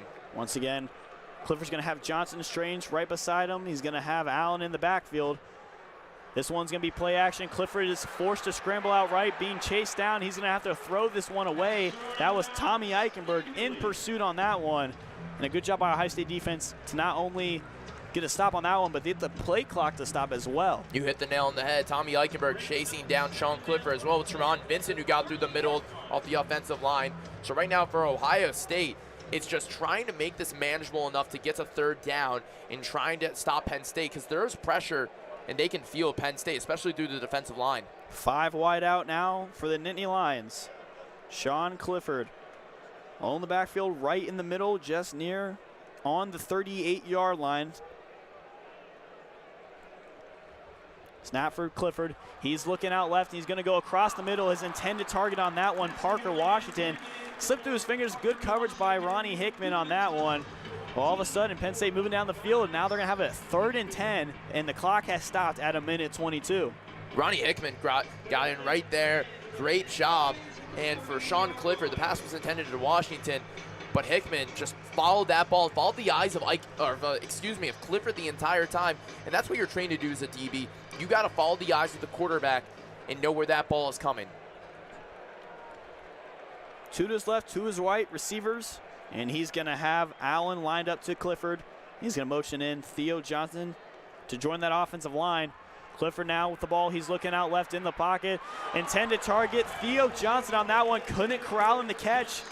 So Ohio State's going to get another shot with the ball, as Penn State's going to have to be forced to punt from their own 38-yard line with a minute 17 to go. Ohio State still has 2 timeouts left in the half. They can put together something, try to get some points on the board before giving it back to Penn State at the half. Totally correct, Cole. I was just going to say the same thing. Minute 17, 2 timeouts. Depending on where this ball goes, if this goes into the end zone and touchback, Ohio State can set themselves up, not even for a touchdown, just to get in a field goal range to try and go up in the halftime will be a huge shift in momentum and also help out with Ohio State. And the way this offense has been playing is very slow and lackadaisical. Barney Moore sends this one away with Mecca Buka set to receive just near the 28-yard line. He's going right, but he's coming back up the middle. Kind of goes within his own teammate, but he's going to tackle just on that 29-yard line. And you mentioned it, Matt. 2 timeouts for the Buckeyes and a minute 7 to go. Let's see how C.J. Stroud and this offense can get down the field, maybe get a field goal, but maybe get some points on the board going into the half. That punt took off 10 seconds. Great return by Emeka Buka. I know he didn't go that far, but he received it for about 2 yards and returned it to the 31 of Ohio State. So marching down the field, you got a 69-yard drive possibly to enter the end zone, head to halftime. Use these timeouts wisely by Ryan Day. Here we go. Ending of the second half, Ohio State's going to have an opportunity. The Penn State crowd is loud and on their feet. Stroud is going to have 3 wide receivers to his right, 1 to his left, Henderson in the backfield. From the left hash, C.J. Stroud with the snap. He's looking out right, and now across the middle is going to be his tight end. Once again, Cade Stover is going to get himself to enemy territory on that 45-yard line. His 5th reception of the day, and Ohio State's moving quick. Just keep churning. Great play to find Stover across the middle. And here we go, Stroud now with the ball again. He's looking out right. He wants to send this one deep. And that one's going to be incomplete, intended for Julian Fleming on that one. But Penn State doing a great job there, preventing that one from going through. That time it was Kalen King again. Another good pass breakup by Penn State. Ohio State just near that 50-yard line, just near the 46-yard line. And they're trying to get something going. They got 50 seconds here, 2nd and 10. That was really dangerous by Stroud, throwing it between the nickelback Daquan Hardy and Kalen King. Stroud's got Henderson to the left of him, 3 wide receivers to the right, 1 to the left in Harrison Jr. Crowd is getting loud. That's play clock running down to 4 seconds. The snap, and Stroud looking right once again. He's going to have to evade in the pocket a little bit, and he's going to be wrapped up, sacked. Penn State doing a great job forcing pressure on that one. That was Abdul Carter, not letting him get anywhere. And Ohio State's going to be forced to take a timeout here. And just a great job by that Penn State defensive line to get after him. CJ Stroud did not, this play looked really funky from the beginning. He was so close to the pocket right when the play happened, and it just collapsed on him because he was way too close, and then he had to evade pressure, and he just took the sack. If CJ Stroud was just a little bit quicker, and you're able to just throw that ball towards Marvin Harrison Jr., you're going to throw it way up. That's going to go out of bounds, and that's going to save time. Not going to have to waste the timeout, and that's not going to save the loss of down, the 8 yards that you just took on that sack. Exactly that. Ohio State was on Penn State's 47. Now they're going to be on their own 46. 3rd and 18. They need a big play here to at least set up a chance for No Rogas to get a field goal. If anything, try to get some points on the board. But CJ and company knows he can't force a turnover here. He can't give the Nittany Lions any more chance to score points before the half. This is a big play for Ohio State. Do they try and get all of it right here in this one play, or is this an opportunity where they could go for on 4th down as well? Here we go, 3rd and 18. Stroud on the left hash mark. He's got Henderson to the left of him. He's dropping down in the pocket. He's now moving up the middle, and he's going to take this one himself. He's going to get back to the line of scrimmage, going up the middle. He's going to trip just near what seems to be the 42-yard line. And for Ohio State here, I think they're going to have to go for it. It's too deep of a field goal. And Ohio State's going to have it 4th and 7 on the 40-yard line, and Ryan Day is going to elect to use their last timeout of the half. What do you think of that decision, Matt? I don't like that decision at all. You just let 6 seconds go off the clock after the play. It was 27 seconds when Stroud fell to the ground, and then you let 6 seconds chew up the clock, and now you're possibly going for on 4th down. I don't really understand, but if you're going to, you didn't even need to punt the ball at this point, or you didn't even need to run a play unless Penn State calls a timeout, but the play clock would have not been enough for Ohio State had to run another play. It's just the decision making by Ryan Day so far has been interesting to say the least. I don't really know how to describe it just because of the fact that the play calling's been inconsistent, the decision making's also been inconsistent. The offense is back out on the field. Very interesting. 4th and 7 at Penn State's 43. Because if Ohio State doesn't get this, Penn State still has 2 timeouts, and they're going to be at midfield. Stroud now and company from the 43-yard line, 4th and 7. 3 wide receivers to the left, 1 to the right. In the middle of the field, he's going to have Travion Henderson lined up next to him. Penn State stuffing that line. The snap, Stroud immediately looking out right. He's going to find Marvin Harrison Jr. He's going to connect for the 1st down, tackled around the 30, and Ohio State's going to have to go quick here. 17 seconds on the clock. Stroud trying to get his team to set up quickly. Same formation, Henderson line up to the right of him from the right hash. Stroud looking out right. He's trying to find Marvin Harrison Jr., and he does just on that 10-yard line. 7 seconds to go on the clock. Stroud and the team running back up to the line. Looks like they're going to try to spike this one. You got to clock it, CJ. And he's going to get it. Ohio State's going to line up now. 8 yards on this, 8 yards is all they need. 6 seconds left, and they want to go quick as well. That Marvin Harrison Jr. slant play, that is why you have Marvin Harrison Jr. on your side, and you're able to make that play. No timeouts here. They're going to have to go for the end zone. Maybe 2 plays if they can be quick, but most likely 1. Stroud on the right hash mark. Harrison to the right. Abuka and Fleming to the left with Henderson in the backfield. Ryan Day just tried to call a timeout. The snap. Stroud. He's going to be wrapped up in sack, and it's going to be a fumble. Recovered by the Buckeyes, but that one's going to go to the half. And very miscommunication. Ryan Day was trying to get a timeout. He had none left, and Stroud took the hit for it. A bit of miscommunication, and after Ohio State threatening almost in that red zone territory, Penn State comes up with a huge sack, and they're going to have the ball to begin the second half. I don't understand what just happened in the last 6 seconds of that game. Ryan Day ran to the side judge, tried calling a timeout. The referee looked at him. You don't have timeouts to call. I'm shocked he honestly didn't give a penalty, because that is a penalty in the NFL. However, with Ohio State, that was just a poor set of downs right there. And James Franklin's talking to the head umpire. Ohio State, the managing of the clock really does not make sense to me at the end of the half. Just a shame the way Ryan Day just called the rest of that quarter. And it was a great job by Penn State to create pressure and bring Stroud down, not even giving him an opportunity to let this one go. But Penn State will get the ball coming into the half. They lead 14-13. And, Matt, just a quick analysis here. Even though Sean Clifford threw a quick 2 interceptions in that first quarter, he's bounced back. He's 12 for 20 today, 180 yards. And so far today, you could say he's been outplaying C.J. Stroud in the way that he's been able to find receivers. Now, he's had a couple big home run plays that, of course, it goes on the Ohio State defense to wrap him up. But so far, after the non-going first quarter, that Penn State offense has really picked it up, and they're competing now with what is the #1 scoring offense in the country in Ohio State. I couldn't agree more. Ohio State's miscues on defense, the tackling. Jim Knowles is in the door next over. They're going down there right now to chew out their guys. Not happy with the way that half just ended. And Ohio State down 1 at Beaver Stadium in the hostile environment. And Penn State gets the ball to start the second half.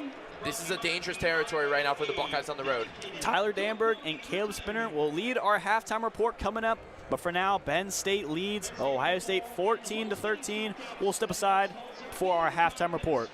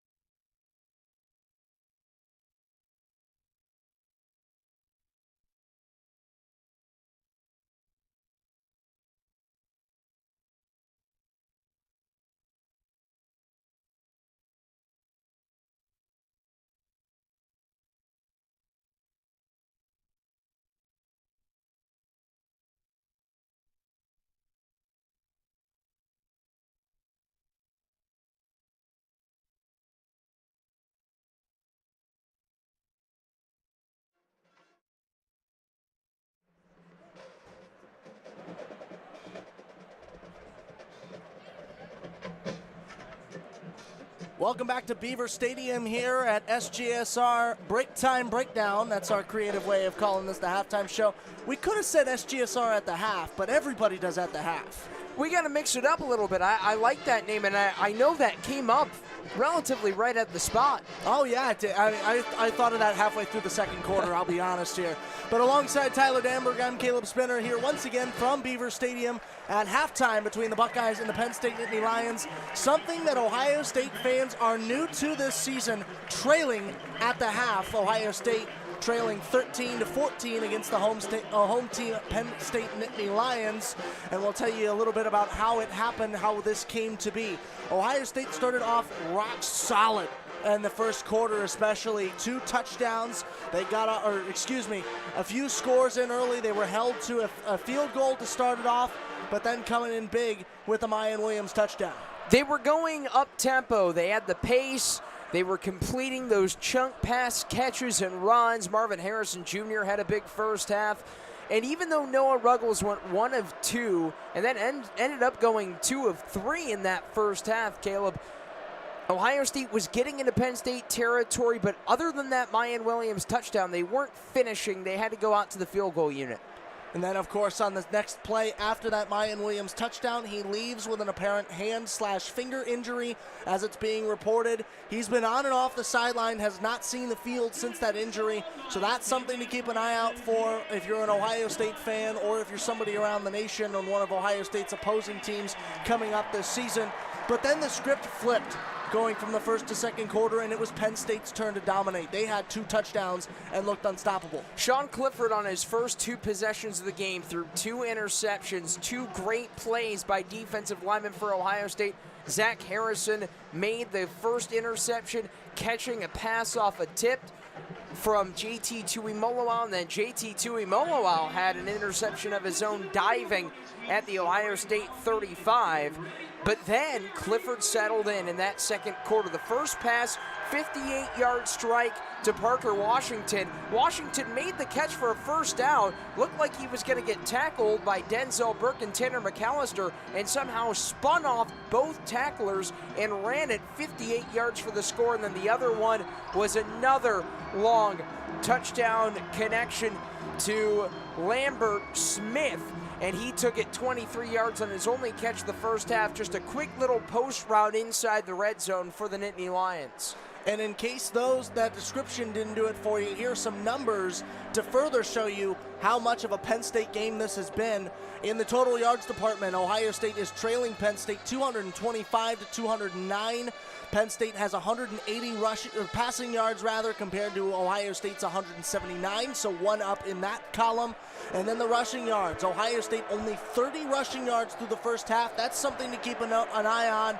Penn State not much better, but they are still better. 45 is their total for that as well. And you look at the carries, Caleb, Ohio State has 14 rushing attempts, Penn State has 12.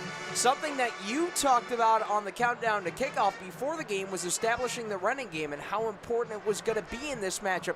Well, it seems like the aerial attack is going to be the emphasis in the second half as it was the first. Ohio State quarterback C.J. Stroud, 15 of 19 through the air for 179 yards and no touchdowns, no interceptions. 79% of his passes complete for a 158.1 rating. Meanwhile, Sean Clifford, you talked about it, 2 interceptions, a 1-to-1 ratio with those 2 touchdowns as well. He's 12 of 20 for 180 yards, 60% completion, and a 148.6 rating. Caleb, he has settled in, has Sean Clifford, and C.J. Stroud has looked good.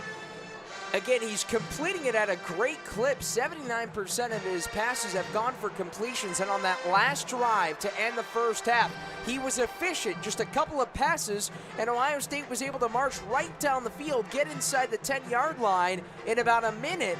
Well, I should say, yes, in about 59 seconds before there were 6 seconds left on the clock, Ryan Day, instead of going out with the field goal unit to try and take the lead, go into the half, leading 16-14 if Ruggles makes that short chip shot field goal. Instead, Stroud gets the ball in his hands, gets sacked. And there's some of that missed clock management from Ohio State, something that they had done throughout that entire first half. We saw in a couple third downs, Ryan Day went for the swing screen passes. It didn't result in much. And then in the end, with 7 seconds left on the clock, Caleb, Ohio State decides to try and get one more play off to go into the first half break, see if they can get the touchdown, and Stroud gets sacked, and they go to the break trailing by 1. Now moving into our Barrio scores around the country. First off, Barrio Tacos is now open right in the heart of the Ohio State campus at 15th and High Street. Barrio Tacos is serving tacos and margs late night every night and has an incredible happy hour with half-off margaritas and $1 off tacos weekdays from 3 to 6 p.m. Don't forget, Barrio Tacos accepts Buck ID and is offering to-go and DoorDash services. You can also catch Barrio Tacos inside the shoe during game days at Section 10A and at their taco truck parked outside the RPAC Mondays through Fridays. Tyler, give us some rundowns of some of the top contests around the country. Let's start off in top 25 action, partner. The only other 2 matchups featuring a top 25 team at the moment are at halftime. 7th-ranked TCU leads West Virginia in a close one, 28-21. Let's trek up to the Northeast. 16th-ranked Syracuse is trailing Notre Dame 21-7. That's unranked Notre Dame leading the ranked Orange at the half. I feel like you included the unranked just for me. That was more so just to emphasize the fact that unranked Notre Dame is leading number 16 Syracuse by multiple scores. Around the Big Ten, Rutgers and Minnesota will play each other at 2:30 on Big Ten Network. Number 17 Illinois will travel to take on Nebraska at 3:30 on ABC. The Fighting Illini 6-1 under Brett Bielema, turning the program around. And the final 2 other Big Ten games, Northwestern and Iowa at 3:30, and then the headliner 7:30 p.m. Michigan State taking on number 4 Michigan. It's little brother versus big brother, and whether which one is which, we'll let you decide. The Spartans and Wolverines taking on each other to round out Big Ten play. Question for all of our listeners here. Why is the area around Penn State called Happy Valley? Well, I'll tell you. The area was one of a few areas in the country basically unaffected by the Great Depression back in the 1930s. And if you like an information like that, stay tuned here after a short break for our SGSR Trivia, where we test our resident sports historian. That, of course, would be Tyler Danburg, and we see how many of these questions he can answer about this rivalry between Ohio State and Penn State. Once again, at the half, the Nittany Lions 14, the Buckeyes 13. We'll step aside here for just a moment and be back with more SGSR Break Time Breakdown on Scarlet and Gray Sports Radio.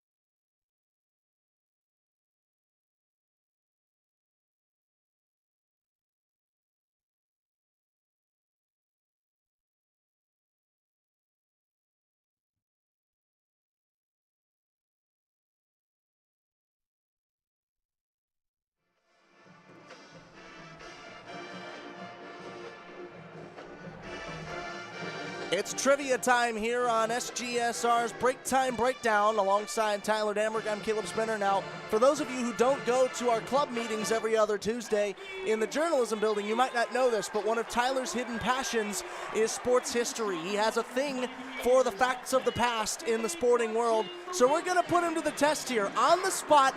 No preparation, no use of Google. We're going to see how much he knows about this rivalry between Ohio State and Penn State as the Buckeyes trail the Nittany Lions 14-13 here at the half in Beaver Stadium. So, Tyler, first off, are you feeling confident? No, because you put air in my tires, and if I don't deliver, this is a lot of pressure. So I didn't mean to, because for the record, I'm getting these from my grandfather, and he goes through a lot of effort to make these stumpers. So if you get it wrong, I at least for one will not hold it against you. I can't speak for the listeners.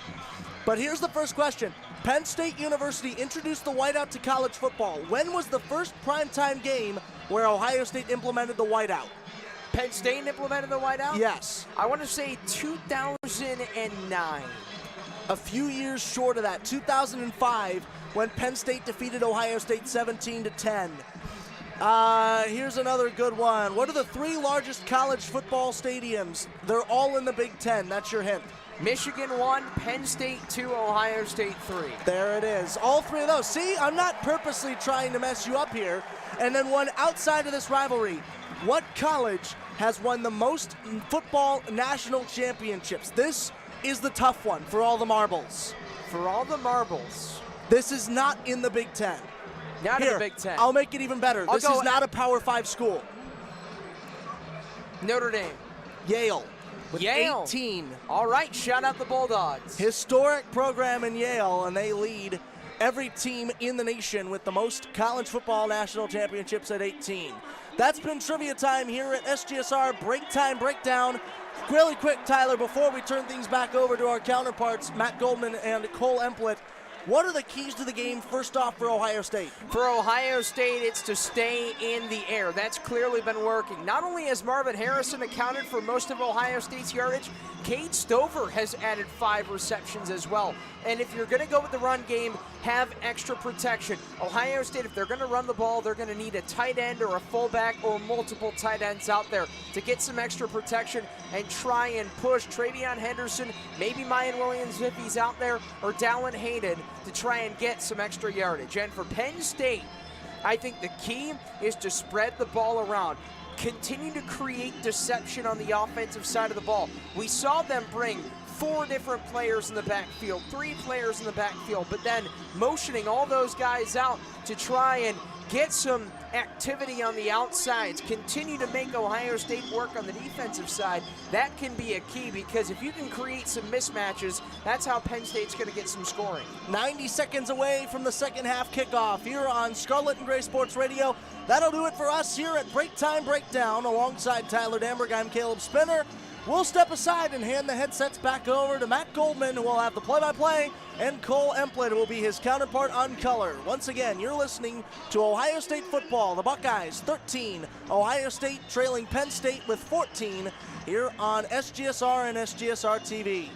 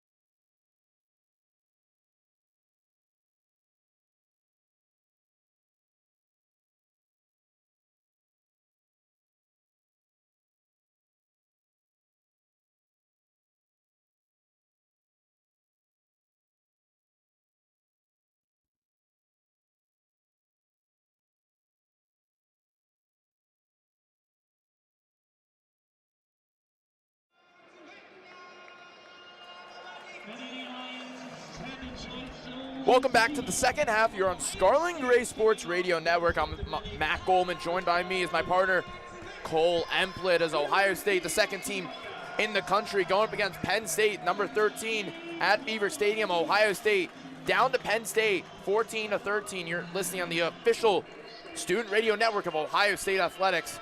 And Jaden feeling for Ohio State's going to kick it away to Penn State right now. And right now, Fielding sends it away in Beaver Stadium, Happy Valley, Pennsylvania. And Daquan Hardy's back there to receive the kick. He gets past 20. Ball's out and loose.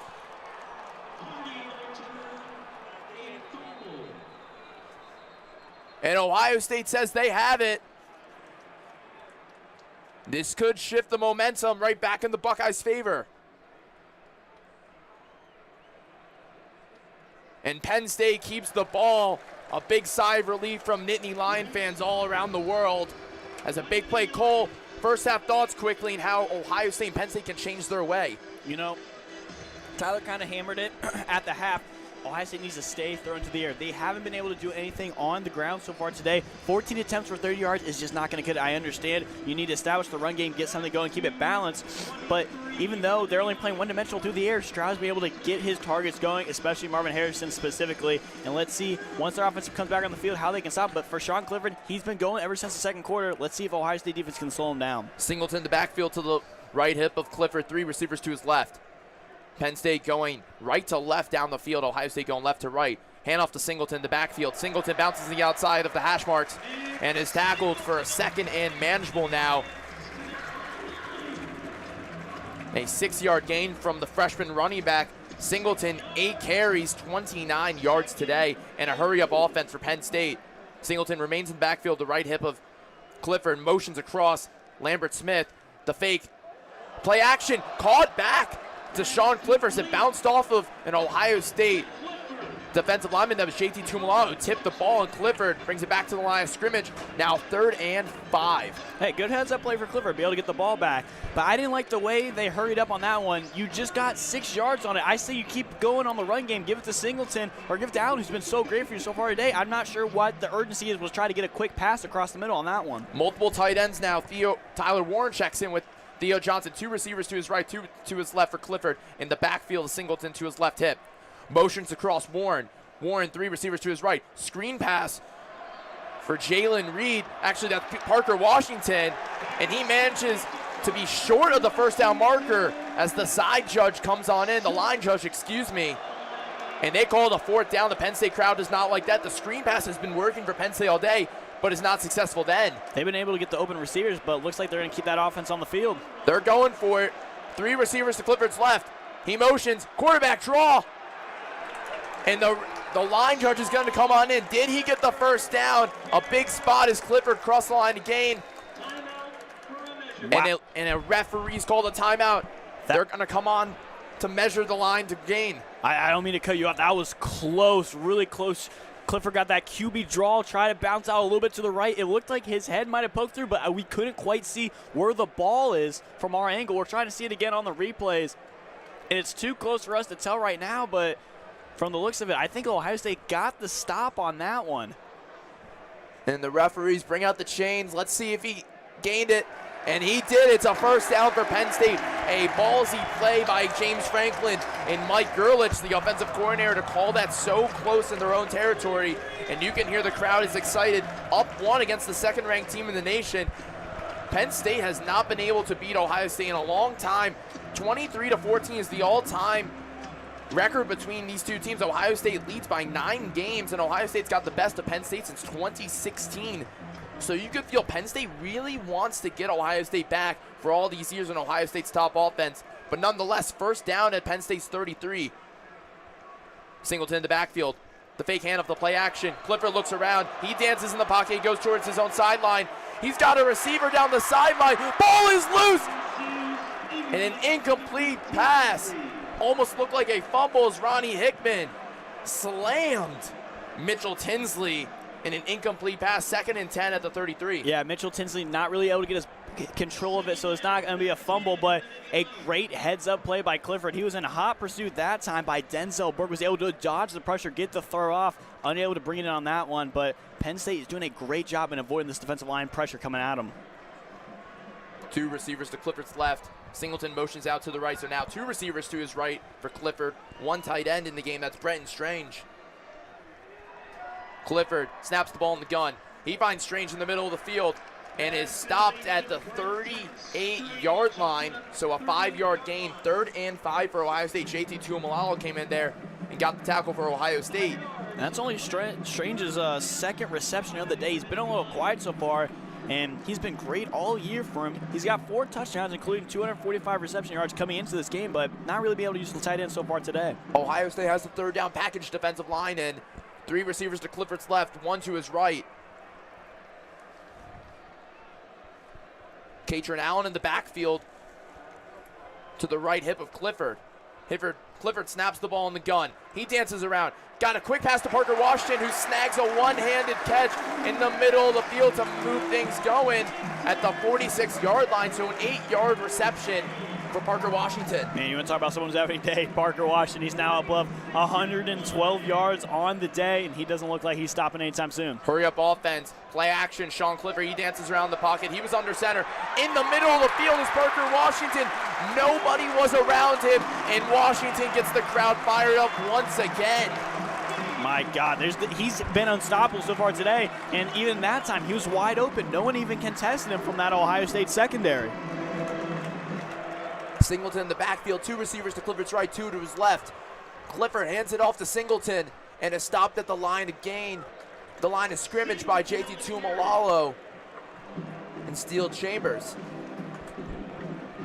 And nothing that time for Penn State, but doing a good job keeping this Ohio State defense on their toes, whether it's some screen passes, whether it's some run up the gut. A great job keeping this Ohio State off their toes on this one, a little mismatched. Trips formation to the left. In the gun is Clifford. He dances around the pocket, and he is sacked by Tyleek Williams in the backfield. Ohio State's first sack of the game comes from Tyleek Williams. Williams this year, 0 sacks on the season, his first. He had 5 last year, freshman All-American and All-Big Ten player. So now Penn State goes hurry up on a 3rd and 10. Katrin Allen in the backfield to the left hip of Clifford. 3 receivers to his right, 1 to his left. Harrison Wallace is on the left side, near side to Ohio State sideline. Clifford looks around, motions to his sideline. 5 seconds on the play clock. Clifford snaps the ball in the gun. He gets pressure quickly from Sawyer. 1 guy to beat, and Amari Evans is stopped short of the first down line, but Amari Evans gets his first catch of the day. He gets into the game.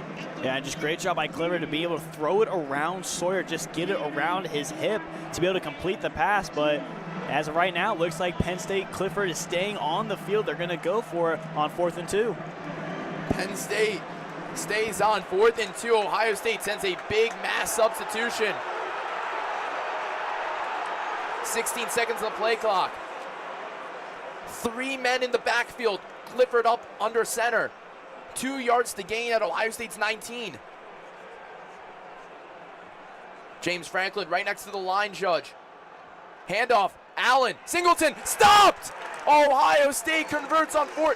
Turnover on 4 downs. And the ball goes the other way. Big momentum shift for Ohio State.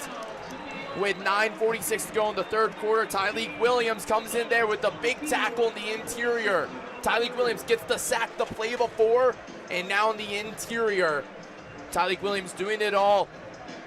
And great job by Williams. He was working on left guard Landon Tainwell on that one, and he does a great job while he talked about getting that sack, but also getting the 4th down stop as well, and that's huge for Ohio State. Penn State was trying to go for their second 4th down conversion of the quarter. That would have been a huge momentum, especially right in that red zone. Ohio State gets a much-needed stop, and now let's see how C.J. Stroud and company can respond after that slow 2nd quarter that they had. Let's see how they respond now on this offensive end. Buckeyes down 1, 9:46 to go in the 3rd quarter. We'll be back in just a moment on Scarlet and Gray Sports Radio Network.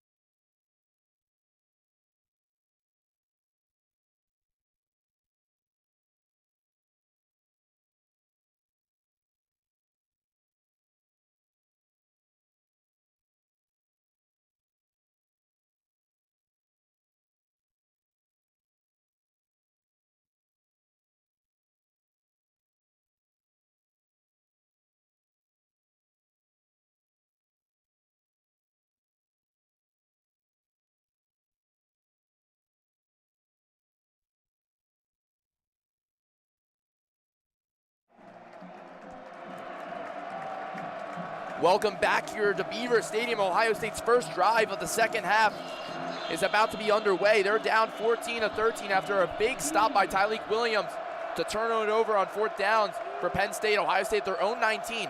Stroud, two receiver to his right, and Henderson gets the ball up the middle for a gain of 1. Ohio State has not really been able to establish their running game so far. They have a total of 31 yards on the ground. That is not good, Kole. It's not ideal for this Ohio State offense, especially on the running game where they've been great all year long with that running back committee. However, with Mine Williams out, the more both focus on Travion Henderson, they might be able to sniff it out a little bit easier for this Nittany Lions squad. 2nd and 8 for Ohio State. Two receivers to Stroud's right. He's in the gun. Henderson in the backfield to his left hip.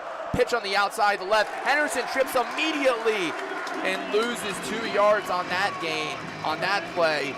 So back to 3rd and 10, Ohio State goes with under 9 to go in this third quarter. And we talk about getting the run game going, but that's just a simple slip-up on that one. But a slip-up just like that will cause you. It's now 3rd and 7 for this Ohio State squad after doing a great job getting that fourth down stop. This Penn State defense is coming up big right now against the Buckeyes. Penn State allowed 395 rushing yards to Michigan 2 weeks ago. They've allowed only 30 yards today to Ohio State on the ground. 3 receivers to Stroud's right. He's in the gun. The backfield is Henderson to his left hip. 1 receiver to his left. He snaps the ball. He motions around. Stroud doesn't have much time. He finds Harrison Jr. Did he get enough for the first down? He did, according to the line judge. And a big first down as Harrison Jr. came right across the field. He's a little shaken up as he heads towards the sideline. Hey, who else but Marvin Harrison? That's his 5th reception. He's now over that 100-yard mark. Tyler said it. If you need to go someone, go to Marvin Harrison. He's been so reliable so far for you today. Why not keep attacking him as well? Henderson Jr. is getting looked at by trainers currently. Looks like the wind might have gotten knocked out of him as the trainers are trying to take off his helmet. Stroud in the gun. Henderson to his right hip. 1 receiver to right, 2 to his left. Stover on the line. He comes out in motion. Stroud snaps the ball. He looks around. He dances in the pocket. And he gains a couple of yards. C.J. Stroud showing his mobility a little bit. He's done that today.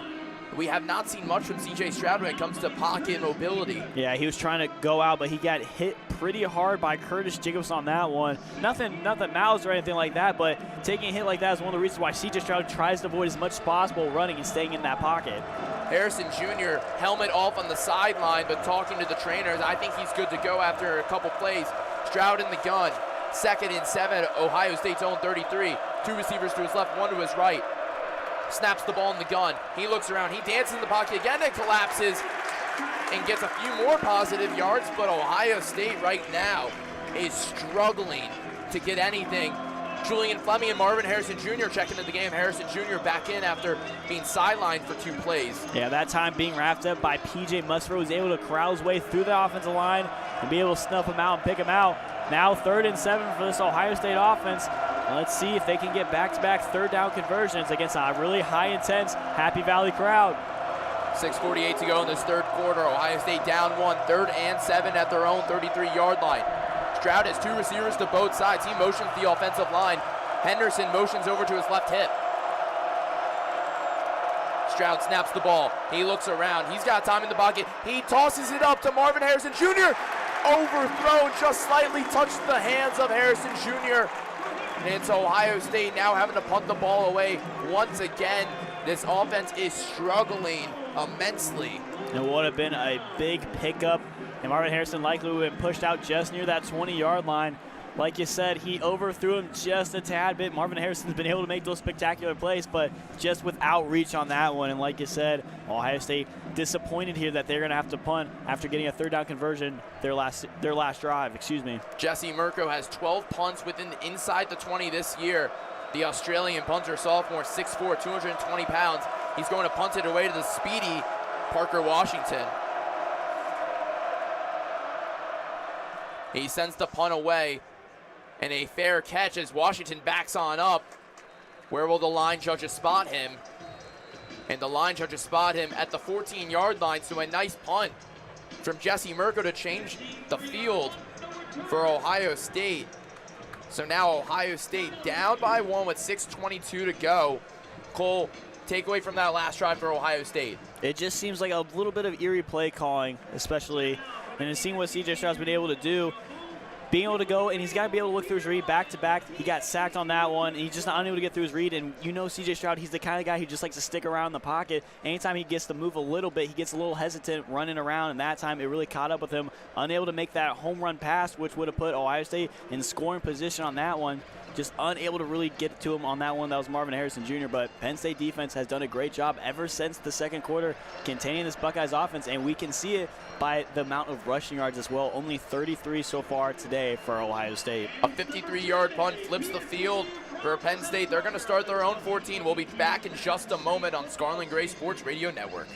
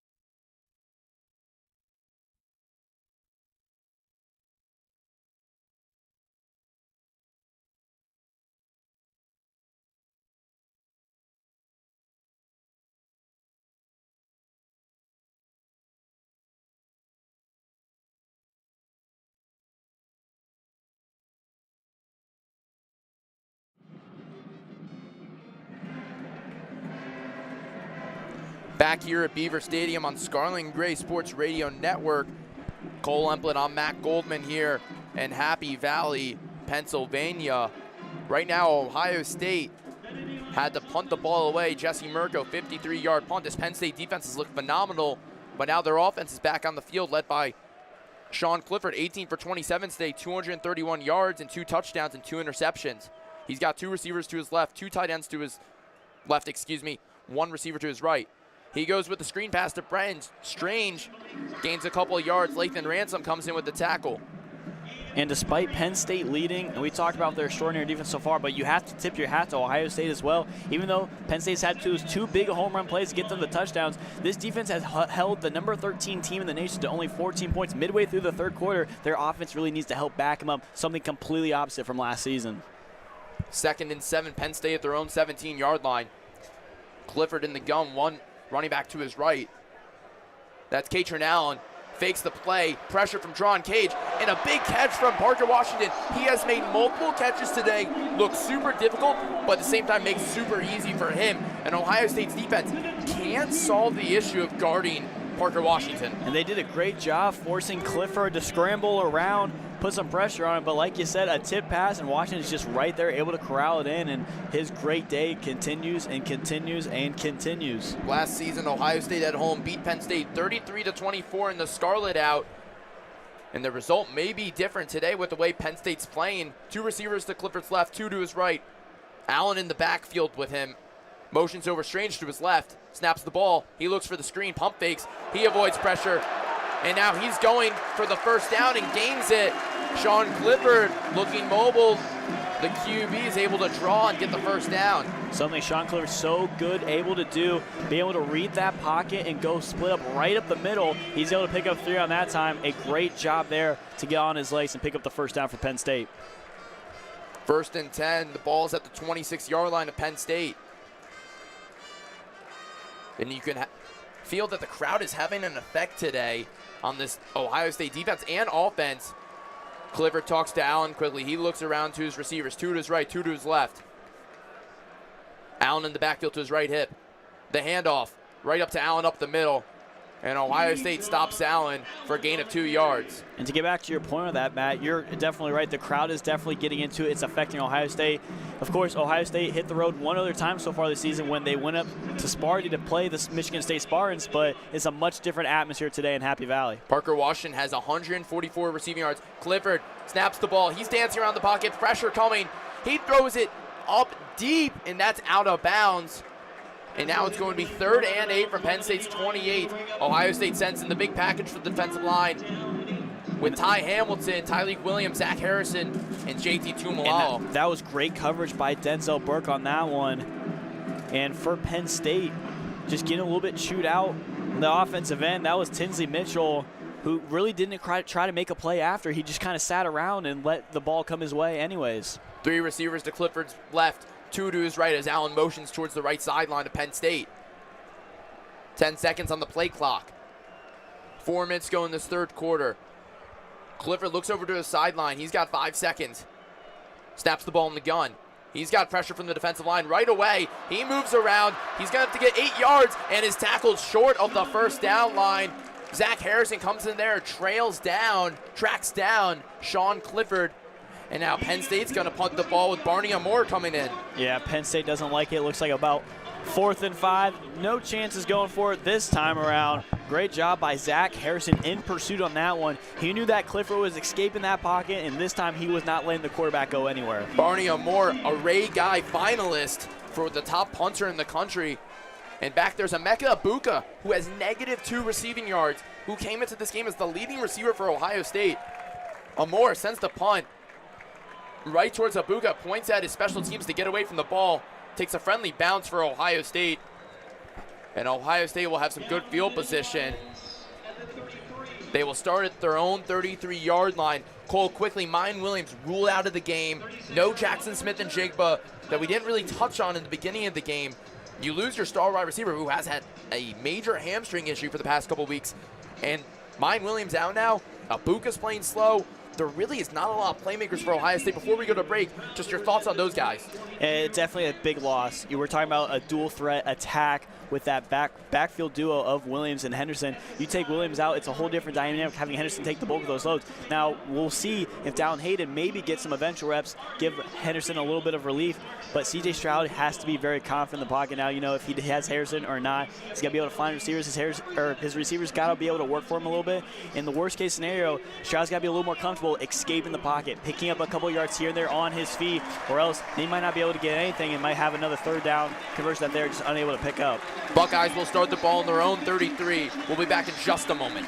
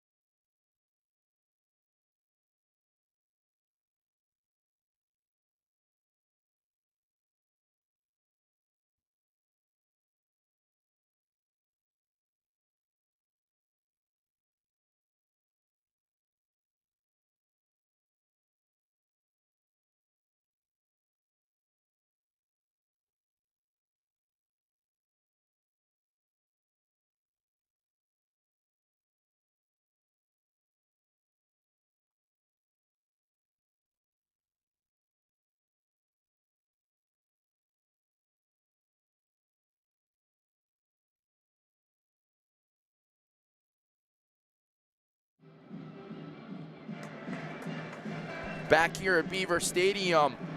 Number 13, Penn State leads number 2, Ohio State, 14-13. 3:11 to go in the third quarter. Kole Emplit on Matt Goldman on Scarlet and Gray Sports Radio Network here for the stripe out in State College, Pennsylvania. CJ Stroud today, 16 for 21, 190 yards, 0 touchdown passes. He leads the nation with touchdown passes coming to this game. And now he has 3 receivers to his left, including Travion Henderson, 2 to his right.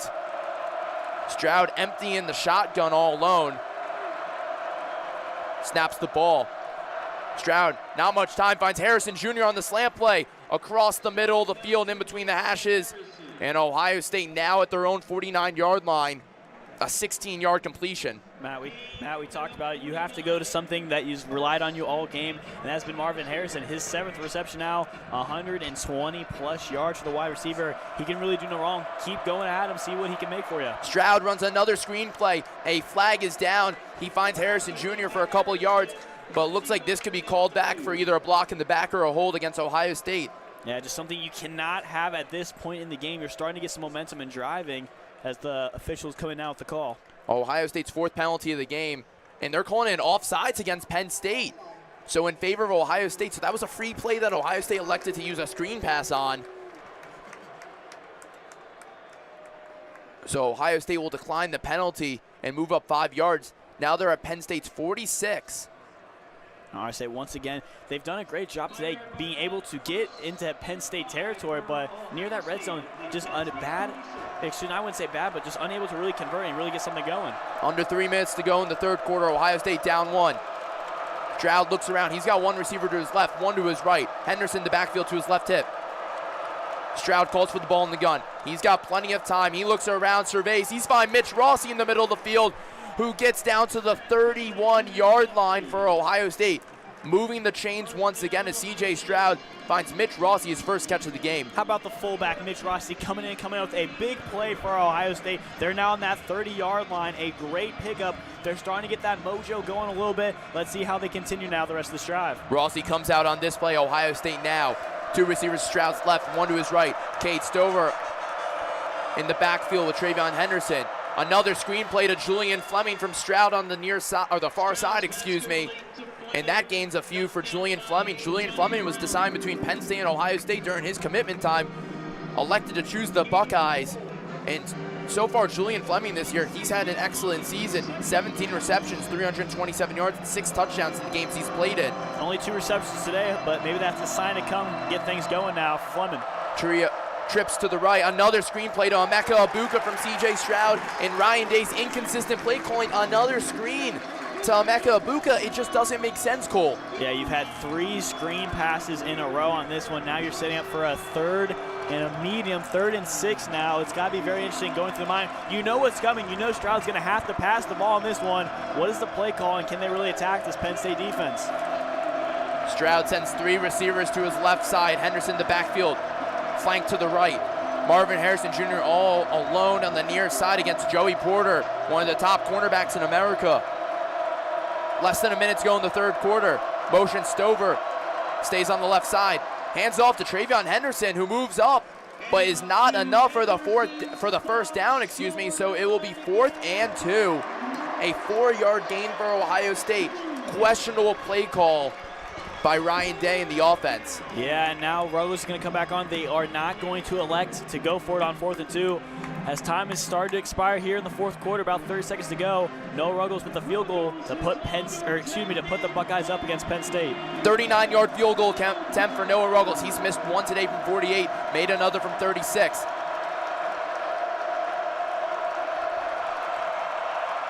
The snap from Ohio State. Merkel with the hold. Ruggles kicks it. And that is good. Ohio State takes a 16-14 lead with just 10 seconds to go in the third quarter here at Beaver Stadium. Buckeyes take the lead back. This has been a field goal game for Ohio State. So Ohio State right there, they do take the lead, but not the most satisfying drive with the way they started off. And really give credit to Noah Ruggles as well. A 40-yard field goal is not chippy in any way, but he missed that first one the first quarter. You could definitely get your confidence down a little bit, but a great job by him being able to pick up a couple more and keep Ohio State in this game and now take the lead. A 6-play, 45-yard drive ending in a 39-yard field goal from Noah Ruggles. With 10 seconds to go, Penn State will receive the ball to start the fourth quarter. So Ohio State on the ground today, 37 total yards compared to Penn State 61. And the credit goes to Manny Diaz. 2 weeks ago, Michigan in the Big House ran for 395 yards on the ground. I repeat, 395. He has led up today 37 yards on the ground. That is excellent play calling by the defensive coordinator. It's been great play calling, and for Ohio State, like you talked about, they just haven't been able to get anything going. TreVeyon Henderson's got plenty of touches on the ball, 11 carries. He just can't convert on the most of it, only averaging about 2 yards per carry. Like we talked about, Penn State's defense doing a great job, much better game plan. Of course, they saw how Michigan was able to run all over them. They revamped and reapplied their defense and have really taken it now to this Buckeyes offense. Buckeyes up 2. We'll be back in just a moment after this break as Penn State gets ready to go back on offense.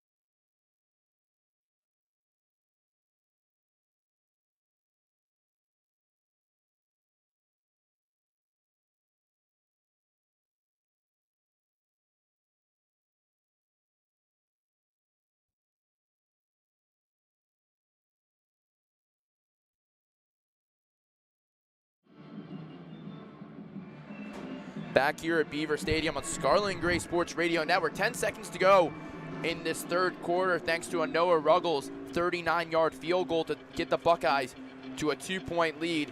And the eye of the tiger is starting to play in Beaver Stadium. You could feel it. The energy in this stadium, the stripe out from Penn State, but there are a lot of Buckeye fans here, a lot of Scarlet in the crowd as Jaden Feeling sets to kick it away to Penn State. Nicholas Singleton back there, he watches the ball sky over his head, and Penn State will come on out and start things off on offense with 10 seconds to go, ball on their own 25-yard line. Yep, Penn State will run presumably just one play here before the end of the quarter, but like you mentioned, the atmosphere, the energy, it's going to pick up. That start of the fourth quarter, it's going to be very intense here at Beaver Stadium for this Big Ten Conference Showdown. Sean Clifford has played well today, 20 for 30. And his completion percentage is 67%, 239 yards in the air, 2 touchdowns, 2 interceptions. Clifford snaps the ball in the gun, hands it off to Singleton, stopped immediately at the line, but Singleton pushes a little bit to gain about 3 yards on that play, and that's going to end this third quarter. Fourth quarter coming up. Tensions are building here in Beaver Stadium. The eyes are on this game in the college football world right now as the first college football playoff rankings come out this week. And the Buckeyes have retaken their first lead since 11-13 in the second quarter. So right now, Ohio State, the ball is in their court to make a big stop in this drive, Kole. Before we go to a break quickly, what do you need to see from Ohio State to feel confident about this defense? You just got to see how their offense can start clicking together. Your defense has done a great job ever since that second quarter, shutting Penn State out in the past 2, and they've done a great job. But it's like we talked about, polar opposites to last year. The offense needed to compete, and the defense had to stay up with them. Right now, the defense is holding true for this Buckeyes.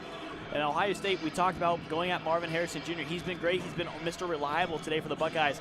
In that fourth quarter, can we start to see a little double coverage on him see if Stroud can go through his options, try to find someone else. That's going to be the big key going forward for the Buckeyes offense. But at first, the defense still has to get off the field, and right now Sean Clifford and Penn State pick up a nice little 5-yard play on that one. Let's see how they respond coming out in the quarter. Parker Washington has been a big threat and weapon for Sean Clifford today. 9 receptions, 144 yards, 1 touchdown. Can Penn State repeat what they've done all game? We'll be back in just a moment on Scarlet and Gray Sports Radio Network.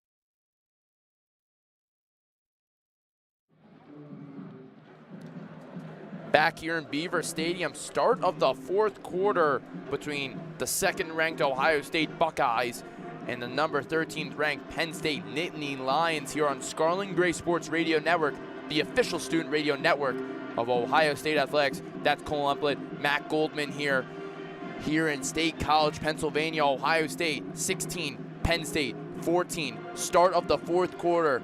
2nd and 7 for Sean Clifford and the Penn State offense. Their ball is on their own 28-yard line. Cole, you can feel it in this atmosphere. The Penn State fans need a win so desperately. They definitely so. Like we talked about, was able to pick up a great win against Minnesota last week where Sean Clifford threw for 4 touchdowns. But after losing that Michigan game, they needed a statement win, and so far they're taking it to one of the top offenses in the country in Ohio State. Here we go to start the 4th quarter. Sean Clifford under center. He's got Singleton in the backfield.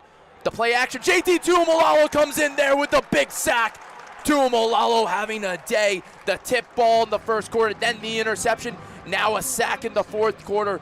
Big playmakers making big plays for Ohio State. And his 5th tackle of the day as well. Needed that one, forcing Penn State to a 3rd and long here. This would be huge for this Buckeyes defense, forcing Penn State to a quick 3 and out to start the drive. 3rd and 16, ball on Penn State's 19-yard line. Clifford in the gun with Singleton to his left tip. 3 receivers to his right, 1 to his left.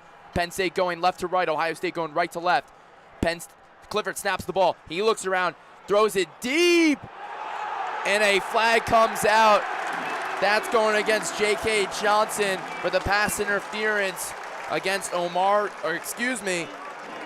was Mitchell Tinsley for Penn State. And you do so many things right on that defensive side. You force a 3rd and long, and for J.K. Johnson, it was a clear pass interference on that one. Nothing that Tinsley could have done to be able to get himself into better position on that one, and because of it, Penn State's now going to operate fresh set of change here for a 1st down. So now, just like that, Ohio State lets up on a penalty, 1st and 10 for the Nittany Lions. And the referees are trying to figure out the spot to move the ball. And it goes to the 34-yard line of their own. And a fresh set of downs. J.K. Johnson with the 15-yard penalty and automatic 1st down. And when you thought Ohio State was going to catch a break, they can't. 2 receivers to Clifford's right, 1 to his left. Singleton the backfield, Brennan Strange as well. The Penn State tight end who motions. Mitchell Tinsley motions to the left side, 3 receivers to his left now. Clifford snaps the ball in the gun, hands it off to Singleton, who churns his way for a couple yards. 2nd down, Penn State. And this is something you got to see on this next drive for Penn State, being able to see how they can operate on the ground, really get their run game going a little bit. They've gone more pass heavy so far in the second half, but be able to wear Ohio State defense down and just kind of keep on churning away. Trips receivers to Clifford's right. He's got Katrin Allen in the backfield. Clifford looks at Tommy Eichenberg, calls him the Mike. Allen to his left hip. In the gun is Clifford, snaps the ball, handoff to Allen, up the middle. He breaks through 1 tackle and gets more than a first down, and Penn State's in enemy territory. Just like that, Ohio State now has led Penn State across the 50-yard line, and Penn State's going up hurry-up offense.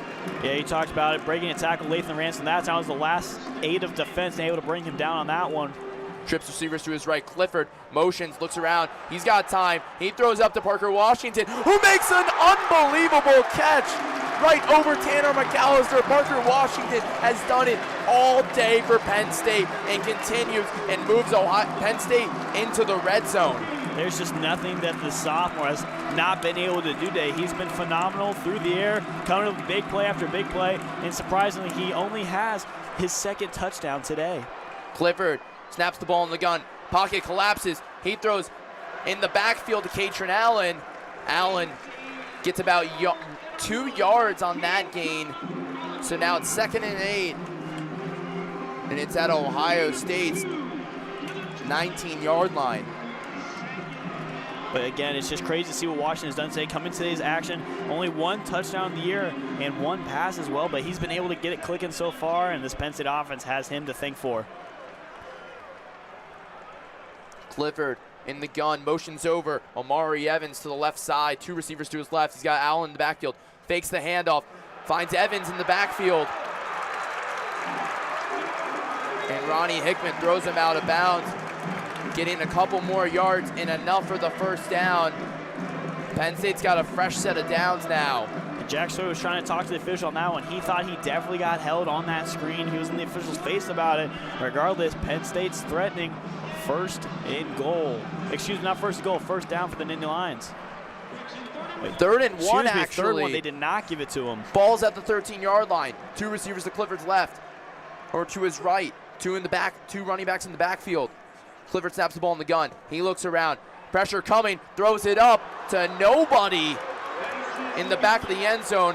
Boos come on in from the Penn State crowd, and now it's a 4th and 1. The field goal unit comes on to possibly take a 1-point lead. And you would think James Strickland might have the courageousness to go for it, but I just definitely think it's smart here. Take the points. You did a great job being able to get him down the field. You got caught Ohio State with a couple penalties. Now, why not reap the rewards and take the advantage here? Chris Stoll, the long snapper for Penn State. Then you have Barney Amore, the holder. Pinniger for the field goal. And a flag comes in, and they think it could be against Ohio State. The crowd hopefully wants it against Ohio State. And a false start against Penn State pushes them back 5 yards. Now the ball will be on the 18-yard line. This will make this a 35-yard field goal for Jake Pinniger. His long this season is 48 yards. 5-yard mark off back to the 18.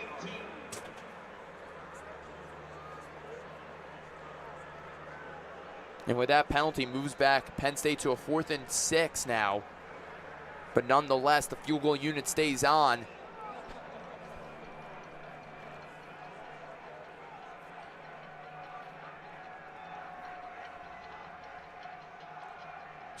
Stoll with the snap, Amore with the hold, and Pinger knocks it through. No, it's no good.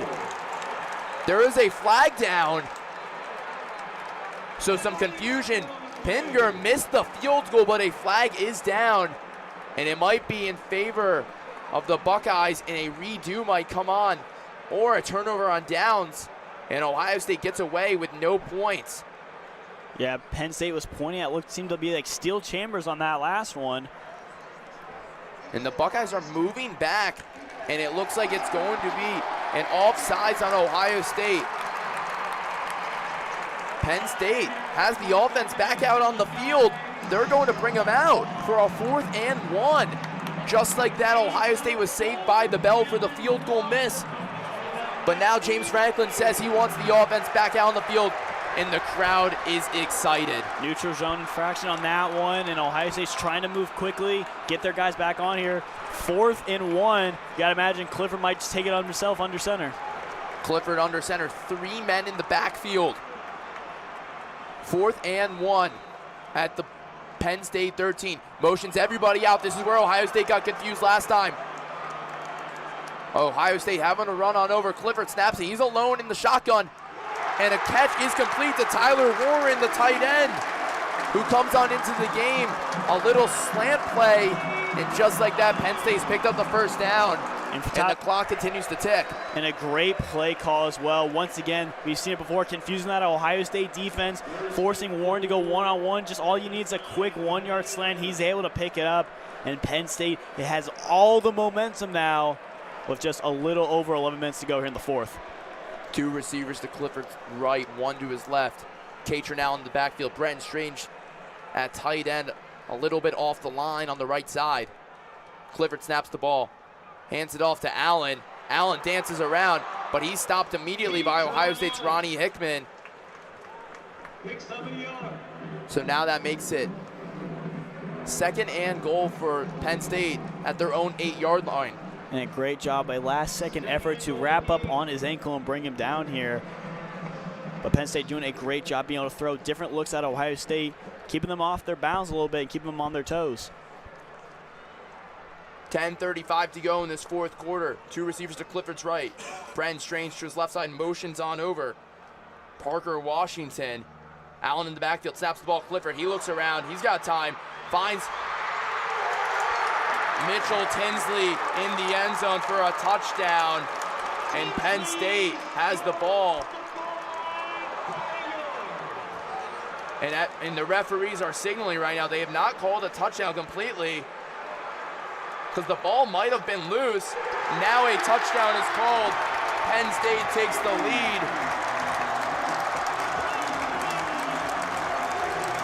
With 10:18 to go, the lead currently is 16-20 in favor of Penn State.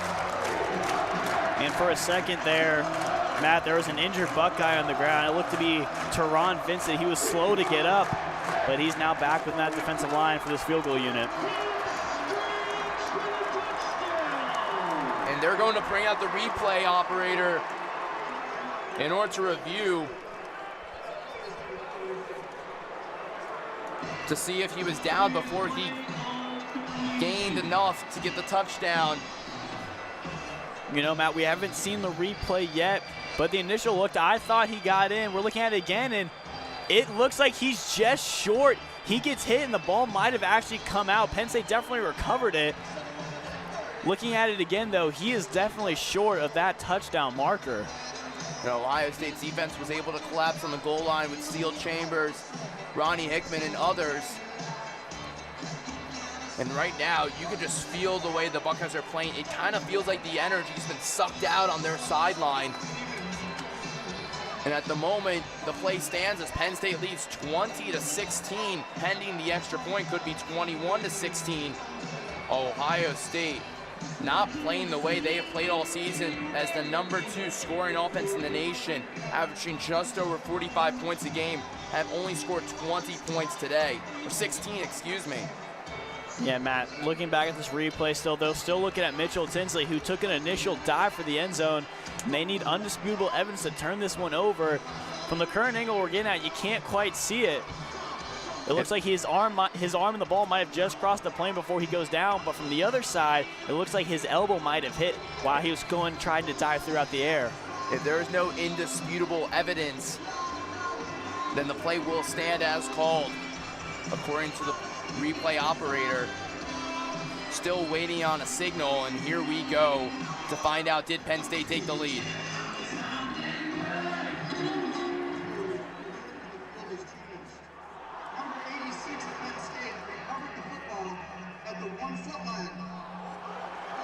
So no call. Penn State did recover the fumble, so the ball is spotted at the 1-yard line. Score remains 16-14. Ohio State leads.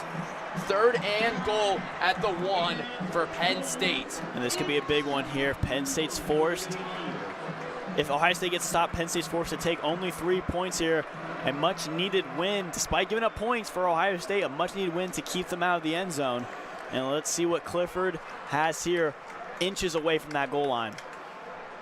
Brenton Strange, Katron Allen, Nicholas Singleton, all in the backfield. Clifford under gun. Ohio State looks like they're sending it all. Clifford snaps. He takes it himself. Did he get in? The line judges come on in to see. Was he short? No signal yet. And he is short. 4th and goal for Penn State. What will they do? Will James Franklin play it safe, take the 1-point lead, or will he go for it all on 4th and goal at the 1-yard line? And why not go for it? If you're Franklin, you've done a great job at containing Ohio State's defense all day. They're going to have to be forced to run it from inches without that goal line. Might as well, where a game where you've been able to stop the run game proficiently so far, might as well try to take the shot here and go for it. Penn State has scored 0 points in the second half. Ohio State just 3. Here we go. Strange in the backfield again with Singleton and Allen. Under center is Clifford. Ohio State sends it all. And he is stopped for a quick second, Allen. But now, did the extra effort get him in? And it did. Ohio State now down thanks to a Katron Allen running touchdown, a 1-yard touchdown. The Nittany Lions lead 20-16. At first, Tommy Eichenberg with the first effort. Looked like he stopped Allen, but Allen pushed his way through for the touchdown for Penn State. No, that's definitely it, Matt. Allen took a hit from Tommy Eichenberg, but we talked about that running back duo, and he was able to pound his way in on the second effort. Much needed too, as Penn State jumps out to a 4 and looming a 5-point lead now for the Nittany Lions. 9:26 to go in this 4th quarter. A long drive for 5 minutes and 44 seconds taken off the clock thanks to Penn State. The kick is up, and it's good. Ohio State now down 5. Katron Allen does his job to get in the end zone for James Franklin and his team. 13 plays, Cole, 75 yards, 5 minutes and 44 seconds. And they're actually ruling that Pinniger missed the extra point. So the score remains at 20-16. Never mind. I looked at the stat broadcast. That was incorrect, so I was misjudged, even though I saw the referee say it was good. 21-16, a long drive. Nothing went well for Ohio State there. And, you know, after Ohio State got a stop, just been able to get it back again. Multiple penalties against the defense. One on the 3rd down against J.K. Johnson. The other one, the neutral zone infraction on Steel Chambers. Just, you're giving Penn State every opportunity, and Penn State's capitalizing on it now. And we talked about a long drive, over 5 minutes running down the game clock. How is C.J. Stroud and company going to respond? They haven't had the ball in their hands in a while. And right now, Penn State's clicking on all cylinders, where Ohio State's offense hasn't been able to score since that first quarter. Score a touchdown since that first quarter.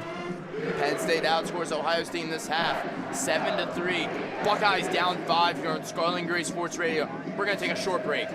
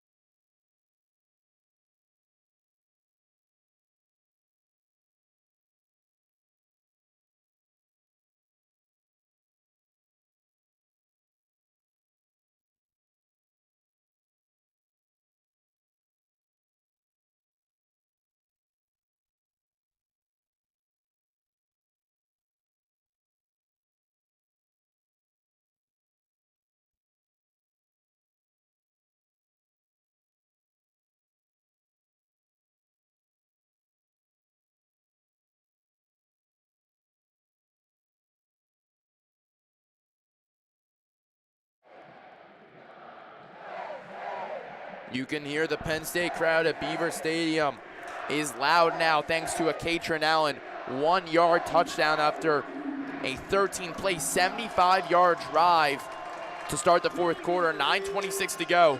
I'm Matt Goldman with Kole Emplit here on Scarlet and Gray Sports Radio. Kole, Penn State, what a drive by them.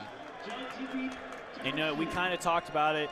They did a great job capitalizing on the errors from Ohio State. Multiple penalties, which we talked about, the one pass interception, the one neutral zone. They've been able to capitalize, put points on the board, and just been able to do anything they want so far against Ohio State defense on the last drive. C.J. Stroud and company now are going to get another shot. For C.J. Stroud, he's 20 for 25 today, 226 yards. He doesn't have a touchdown, and by no means is he having a bad game, but there's a reason why he's in that Heisman contenders for a ranking. This is his moment. He needs to capitalize. He needs to lead the team out on the field, and he's got to show that Ohio State has the #1 offense in the country for a reason. Pinniger sends the kick, and it goes over Xavier Johnson's head. You hear the crowd, but a timeout from media is now on the field. 9:26 to go. Buckeyes down 5. Ohio State's offense up next on Scarlet and Gray Sports Radio.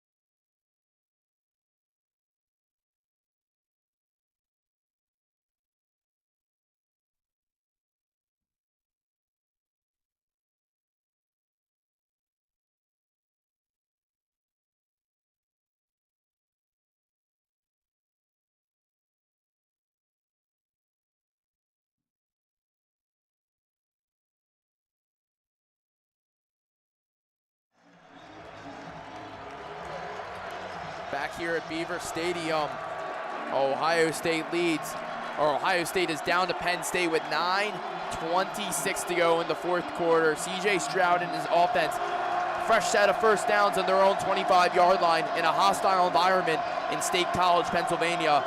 Stroud, 2 receivers to his right, 1 to his left. Henderson in the backfield. Ohio State has struggled on the ground today. 37 yards total on the ground through 3 rushers. In the air, he's thrown for 226 yards. He motions Julian Fleming across, 3 receivers to his right. Henderson still in the backfield. Stroud in the gun. He's got time. He looks around. He's got plenty of time. Finds Harrison Jr. across the middle of the field in between the hashes, right at the 46-yard line. And Ohio State, just like that, a 19-yard completion. Stroud to Harrison Jr. has been strong all day. I don't know how many times I've said it, but who else but Marvin Harrison Jr.? Keep going to Mr. Reliable. Ohio State goes quickly. Stroud, shotgun. Another pass to Emeka Egbuka. Egbuka today, -2 yards before that catch. That's his 5th catch of the game. And Ohio State, now they're in enemy territory. Just like that, that's the dangerous part of this offense. But they have not been able to show it today. Can they do it on this drive? Stroud hands up to Henderson up the middle. He breaks one tackle, one defender to beat. Ohio State is taking the lead back. Travion Henderson, just like that. For Ohio State, they lead.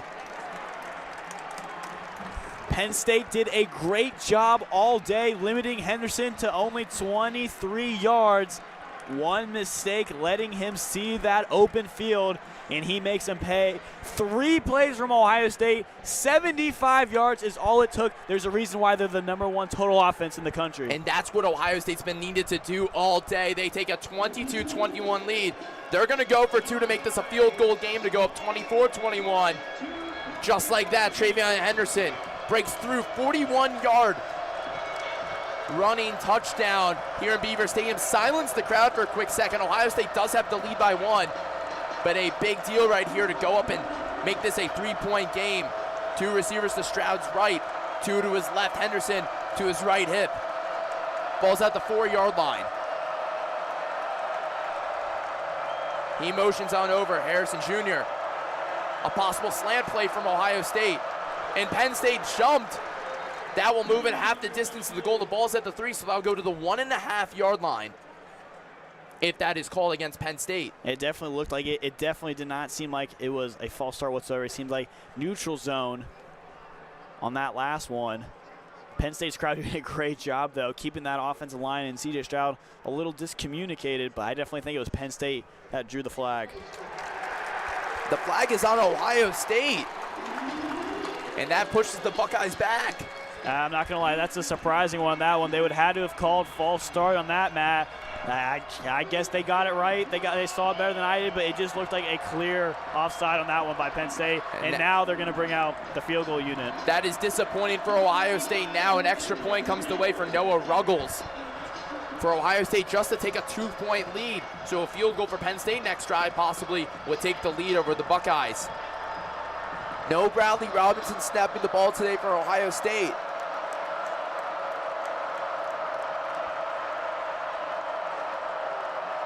The snap, the hold from Mirko. Ruggles, it is up, and it's good. Ohio State leads 23-21. 75-yard drive, 3 plays. Travion Henderson, 41 yards responsible there for a touchdown just like that. But disappointing at the end for Ohio State to possibly take a 3-point lead. They do so, 23-21. Just a great job by the Buckeyes to stun the crowd, who was amped, loud, and they were so into it. Like we said, 3 plays, 75 yards, that's all you need. And Ohio State just needed a couple plays to really get clicking, and that's what you can see out of the #1 offense. We haven't seen it so far today, but one drive, it could be the decision maker in this ball game as Ohio State now takes a 2-point lead. Penn State player down on the ground near that extra point. Couple trainers looking on over as James Franklin came out, getting up on his feet. For Penn State, that's Curtis Jacobs, the starting linebacker. He started 7 games at linebacker coming to this game with 36 tackles. So a big playmaker that's currently hurt, or a big defensive weapon. But we're going to step aside for a quick break. Ohio State now up 2 after a big offensive drive. Back here on Scarlet and Gray Sports Radio after the break.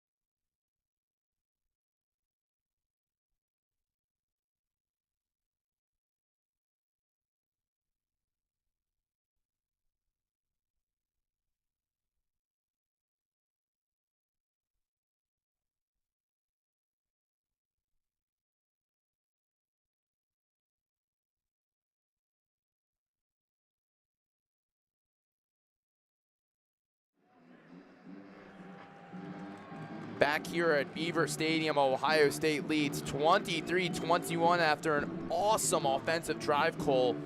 Travion Henderson just broke through the middle after a hurry-up offense after 2 big plays from Marvin Harrison Jr. and Emeka Ibuka. And just like that, Ohio State has the lead. But a false start on the 2-point conversion allows Ohio State just for an extra point.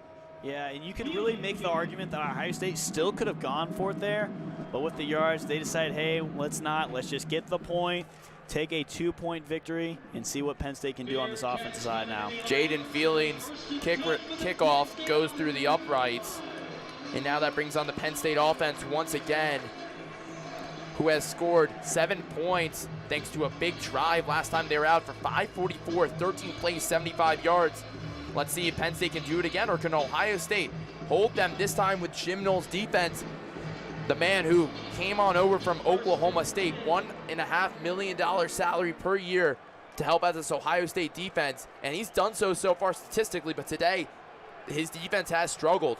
Clifford, 2 guys in the backfield, 1 receiver to his right, 1 to his left. Katrin Allen up the middle, misses the first tackle, brings his shoulder down, and gains 6 yards on that play for a big run for Penn State. You know, we've talked about him all day, but it's a freshman running back duo that's done a great job running against Ohio State's defense today.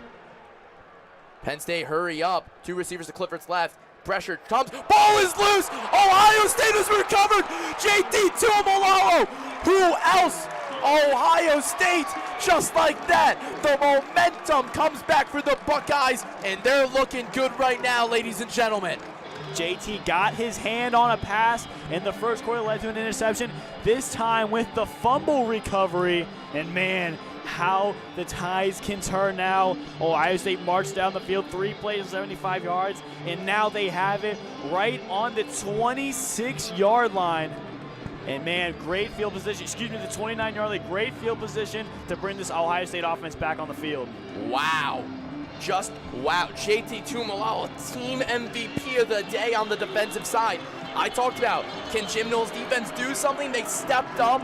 They stripped Sean Clifford. And now the crowd is on their feet as Ohio State has possession ball on Penn State's 24-yard line with 8:26. Can they extend their lead right now, ladies and gentlemen? 2 receivers to Stroud's right, 1 to his left. Henderson in the backfield. Stroud in the gun, fakes the handoff. He's got plenty of time. He's got Cade Stover on the outside, the hash marks, wide open. The 10, the 5, the 1. Touchdown, Ohio State. Buckeyes take the lead even more. Cade Stover wide open, 24-yard touchdown pass. Cade Stover gets involved. Buckeyes extend the lead. And man, Cade Stover, his 6th reception of the day. He's actually leading the wide receivers outside of Marvin Harrison receptions. And way to reward your tight end, getting him into the end zone. Ohio State jumps out to a 8-score lead.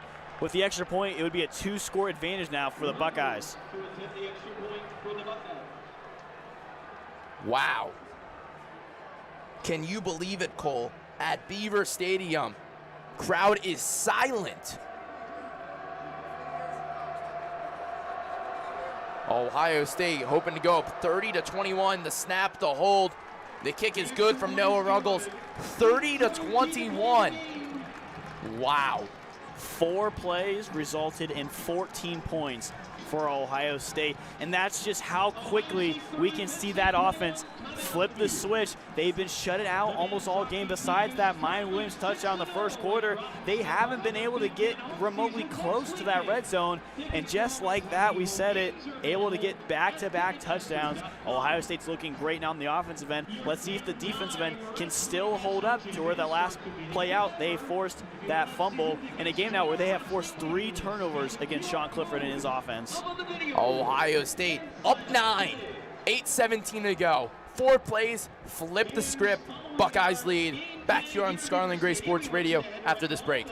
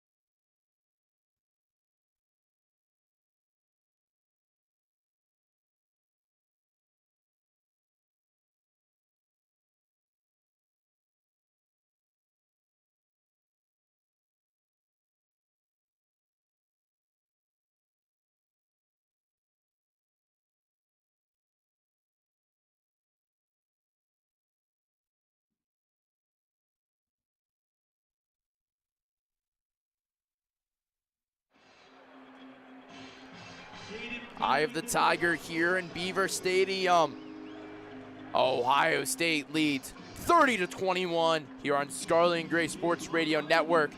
14 points, 4 plays, as Kole Emplit just said. And Ohio State's Jaden Fielding will kick it away to Penn State. He sends it away to Daquan Hardy, the nickelback, lets it go over his head.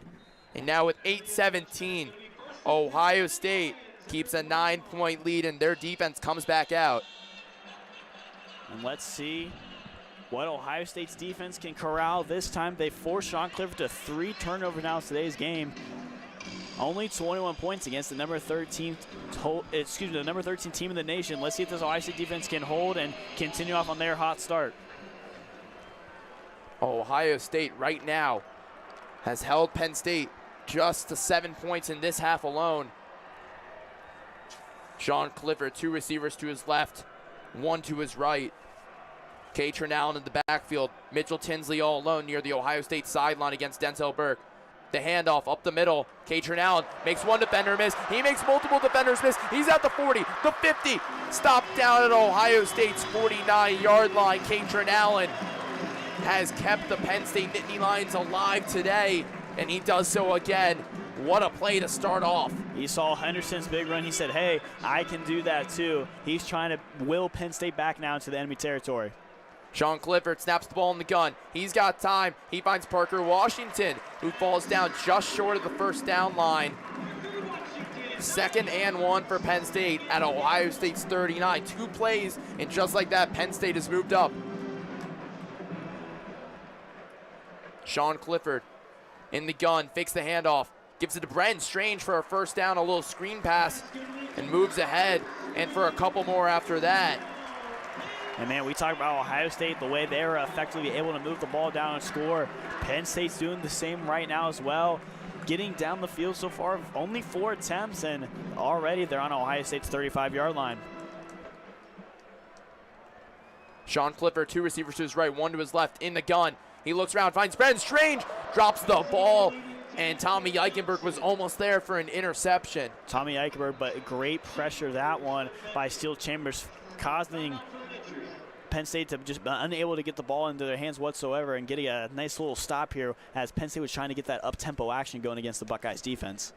And an injured player for Penn State on the field right now, as play will stop with 7:11 to go in this 4th quarter. 30-21 Buckeyes lead, and we'll be just back in a moment after the injury.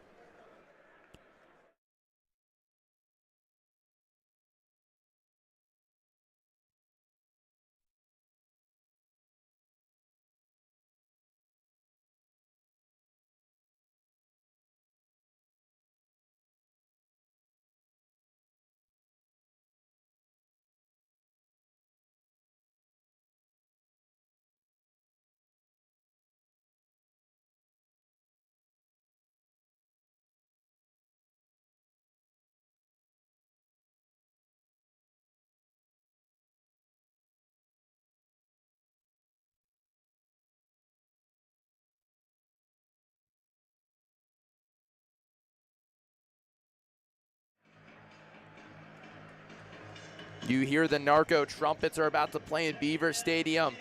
That means Penn State has the ball on Ohio State's 34, 2nd and 10. Brenton Strange was shaken up after the play. He missed the completion from Sean Clifford. 2 receivers to his right, 2 to his left. Motions over. Parker Washington gives it to Nicholas Singleton, who is stopped for 1 yard by Ohio State's defense. So now 3rd and 9, thanks to Tyleek Williams, who made the tackle. Yeah, once again, Penn State's going to be forced to go through the air on this one. Sean Clifford, who's had a back-and-forth type of game today, he's going to need to come up big for the Penn State to convert this 3rd down and keep this drive alive. 6:47 clock ticking. Sean Clifford, 3 receivers to his left, 1 to his right. Singleton in the backfield. Audibles the play from the sideline. 12 seconds to go on the play clock. Clifford snaps the ball. Gives the handoff to Singleton up the middle. Gutsy play call on 3rd down. And gets close to that first down line. Is it enough? It is not. So 4th down brings on the field goal unit to make this a one-possession game. You got to play smart here. There's no need to go for it. Like you said, make it one possession, score, and trust your defense. Even though they've given up 14 points through 4 plays, they did a great job containing Ohio State. See if they can come up and make another big stop on the next drive. 44-yard field goal attempt for Pinger. His career long is 48 yards. Stoll snaps the ball. The kick is up. And it's good. Penn State now down 30-24, a 6-point game. Buckeyes still lead with 5:49 to go. We're gonna kick it. We're gonna stay right here. Kole, this drive is major for both sides, especially this Penn State defense if they want a shot to take the lead soon. And for Ohio State right now, what do they need to do on offense to get things going? Kind of keep doing what you're doing, and by that I mean make some of those big plays that we've seen across the middle. They haven't been able to contain Marvin Harrison, being able to just do any of his clickable slant routes that he's been able to do. But also speaking of Cade Stover has 6 receptions. He's been wide open for every single one of them, having a great running room, a lot of green that he can see. For that, just keep attacking and see if you can get the run game going. Of course, you have that big run by Trayon Henderson. See if you can get the clock moving at the very least and limit Penn State's chances to get the ball back. Penninger is going to kick it off to Xavier Johnson, the sole returner back there for Ohio State. So you lose Mayan Williams, no Jackson Smith and Jigba, no Cam Brown, 3 starters for Ohio State out today. Penninger sends it back to Johnson, who's going to let the ball go over his head. And Ohio State's going to start things off at their own 25-yard line. And like I just said, you have to imagine they're going to try to run the ball a little bit, run out that clock. But you have to be very careful in this Penn State rush defense, who's been phenomenal so far today. And C.J. Stroud's going to have to keep their defense on their toes and see when he needs to really get those passes out. And let's really see how the play calling goes for what's likely Ohio State's final drive. Crowd on their feet. Energy has been exceptional today from this Penn State favored crowd. Stripe out, all white for the students. They had their white out last week. They beat Minnesota 45-17 in dominating fashion. Now Ohio State's turn to add some more points to the board and extend their lead as they lead by 6 with 5:49 to go. Stroud has 2 seconds to go on the play clock. 2 receivers to both sides. Snaps the ball. Crowd wanted to delay a game. He looks around. Harrison Jr. with the catch in the first down. Harrison Jr., the words to describe him today, clutch. Clutch, spectacular, phenomenal. He's been everything. He's been fantastic today for Ohio State. They caught him by surprise. Even the defenders thought he didn't get the ball off in time. Stroud, 2 receivers to his left, 1 to his right. Henderson in the backfield. Great job by Stroud to know what the play clock time was and to know that he had to go. It was really close. Could have been a delay of game. And great time now. He got 15 seconds, but they want to make sure they can get every bit of this clock as much as they can. Stroud, 2 receivers both sides now. Henderson in the flat. He's open for a receiver and drops the ball a little overthrown from C.J. Stroud. 2nd and 10, 5:09 to go in this 4th quarter. Timeouts-wise, both teams have 3 remaining. And I like that play call. I really do. Stroud had Henderson, but he just he overthrew it. But I thought if he would have given it to him maybe a quick second before, Henderson would have had a little running room and it would have left him with a 2nd and short. 2 receivers to both sides. Henderson on his left, tip of Stroud. He looks over to the sideline quickly. Plenty of time on the play clock. 13 seconds to go. Henderson now moves over to his right hip. Stover in motion to the left side now. Trips receivers to his left, 1 to his right. Henderson in the backfield. Stroud snaps the ball in the gun. He's got time. Finds Emeka Egbuka, who drops the ball on a crucial 2nd down with 5:05 to go to now make it a 3rd and 10 as Ohio State leads by 6. And this crowd has not stopped all day. And it was a great play call. Great job by Stroud, instantly getting it out to Emeka Egbuka, who's just unable to bring it in. He's only had 5 catches for only 11 yards today, and that would have been a big one there. Instead, Ohio State faces a 3rd and long. Trips receivers to Stroud's left. Harrison Jr. alone to the right on the far side. Henderson in the backfield to his right hip. 8 seconds to go on the play clock. Timeout, Penn State. James Franklin ran on over to one of the far side judges and called a timeout. Their first of the half. An interesting timeout by James Franklin. Obviously didn't see something that him and Manny Diaz were comfortable with. And why not use one of your timeouts is here? Why not? I think it's a great time to use it. This is likely, we talked about Ohio State's final drive of the game. And if Penn State's able to get the ball over, it's a big boost knowing that you were able to get your different formation out and really get settled in how you wanted to see. Ohio State's still facing a 3rd and long here, unable to get the passing game going other than the initial pass to Marvin Harrison Jr. And you got to wonder what the play call here is for Ohio State. You want to be able to get your best receiver, Marvin Harrison, open, who's had a great day today. 9 catches, 173 yards. It's going to be really interesting to see, and if Penn State is able to force another conversion, is able to force Ohio State to go to a 4th down, Ohio State will have a great position to try to pin Penn State as well. The Penn State crowd on their feet and loud. Trips receivers to Stroud's left. Harrison Jr. alone on the right side. Henderson in the backfield to his left hip. 16 seconds on the play clock, 5:05 to go in this 4th quarter. Stroud looks around. He's got time on the play clock. 10 seconds. Gets the snap in the gun.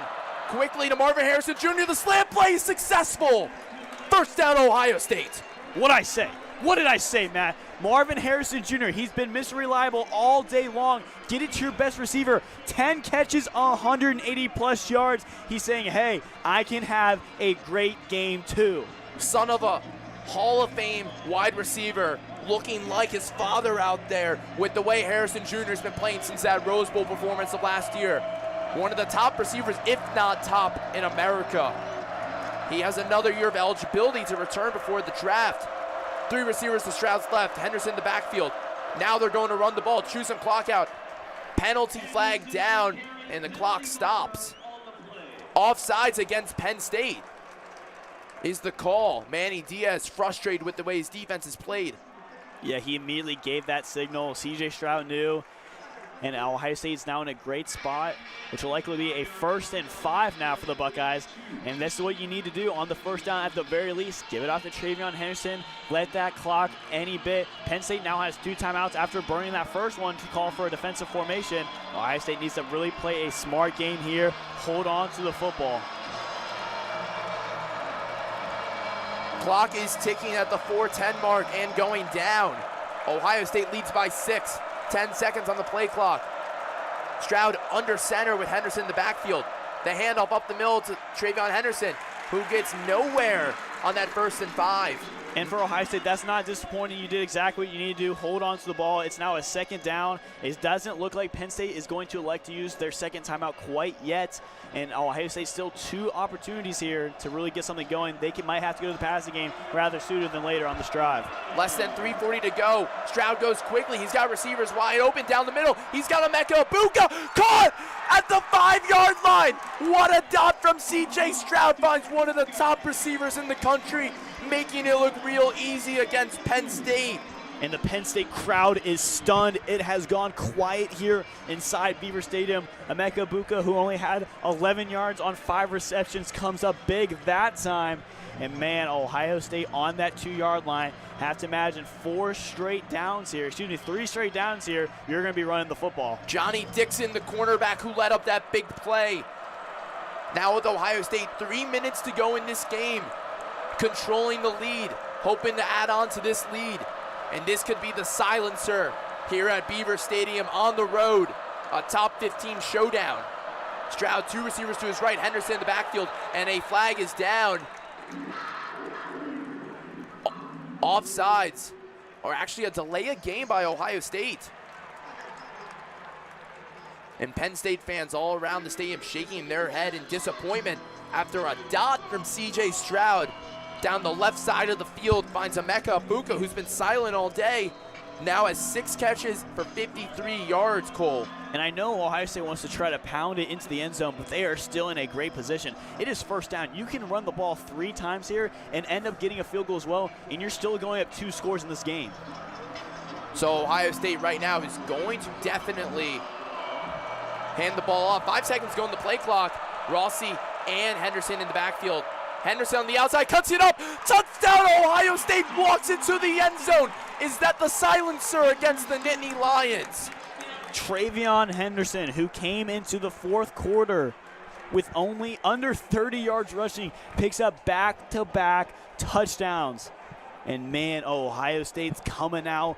They are shocking Penn State in this quarter, outscoring them 20-10 in the fourth quarter. A phenomenal showing from this Buckeyes offense. And some Penn State fans are heading for the exits. And Ohio State's going to stay on for a 2-point conversion. A lot of Penn State fans walking out of here after Penn State led for a majority of this game, Kole. And now C.J. Stroud's going to try and make this a 2-score game to go up 38-24. Stroud, 2 receivers to his right, 1 to his left. That's Travion Henderson to his right, hip in the backfield. Stroud in the gun, and Penn State jumps again. Penn State, no discipline. It's kind of shocking to see because Penn State, their defense leading up to this fourth quarter has been very, very great, forcing Ohio State in uncomfortable situations and forcing now a false start against Ohio State is actually what the call is going to be on this one. So that actually moves Ohio State back. Now the extra point unit comes on. That's 2 false starts on 2-point conversions that Ohio State tried. But Emeka Egbuka and Travion Henderson are fired up on the bench right now. A stunned Penn State crowd as Nittany Lions led a majority of this game. No longer is the case. Ruggles will be on for the extra point. The kick is up, and it is good. 37-24, 13-point lead for Ohio State on the road. What a stunner, Kole. Wow. Wow. Wow. Ohio State able to score 3 touchdowns within just a little bit over 12 minutes here in this fourth quarter. Matt, we kind of talked about what the future shape of the Big Ten East could be, leading away with an Ohio State with a short victory over Penn State, with knowing how dominant Michigan was against them just a couple weeks ago. But just like that, we see this is just a spark of it too. They were only able to put up this offensive production in the fourth quarter, and we still have not been able to see a full capacity crowd for this Buckeyes team. And Kole, right now, Penn State is stunned, to say the least. Jaden Fielding will kick it away. And some Penn State fans have headed towards the exits. The stadium is losing capacity slowly, but the Penn State students have all stayed.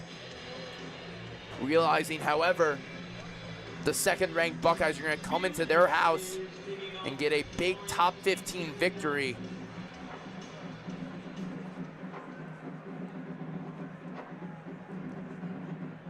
Fielding sends it away. As Penn State sets a return, Omari Evans takes it out of the end zone and is tackled short of the 20-yard line. And again, Ohio State, their special team celebrating. They know that they have been able to do a great job containing them on the kickoffs here. And this is it. This is a game-changing drive here. Now, I'm not saying Penn State's completely out of it. They still have time, 2:52 to go, but Sean Clifford's going to be nearly perfect. He had a great game after the initial 2 interceptions, but since then he's had the fumble as well. Let's see what he can do and see if Penn State has a little more fire left in them. 3 receivers to Clifford's right, 1 to his left. Allen in the backfield. Intercepted! Pick 6, Jonathan! JT Tuimoloau! Oh my God!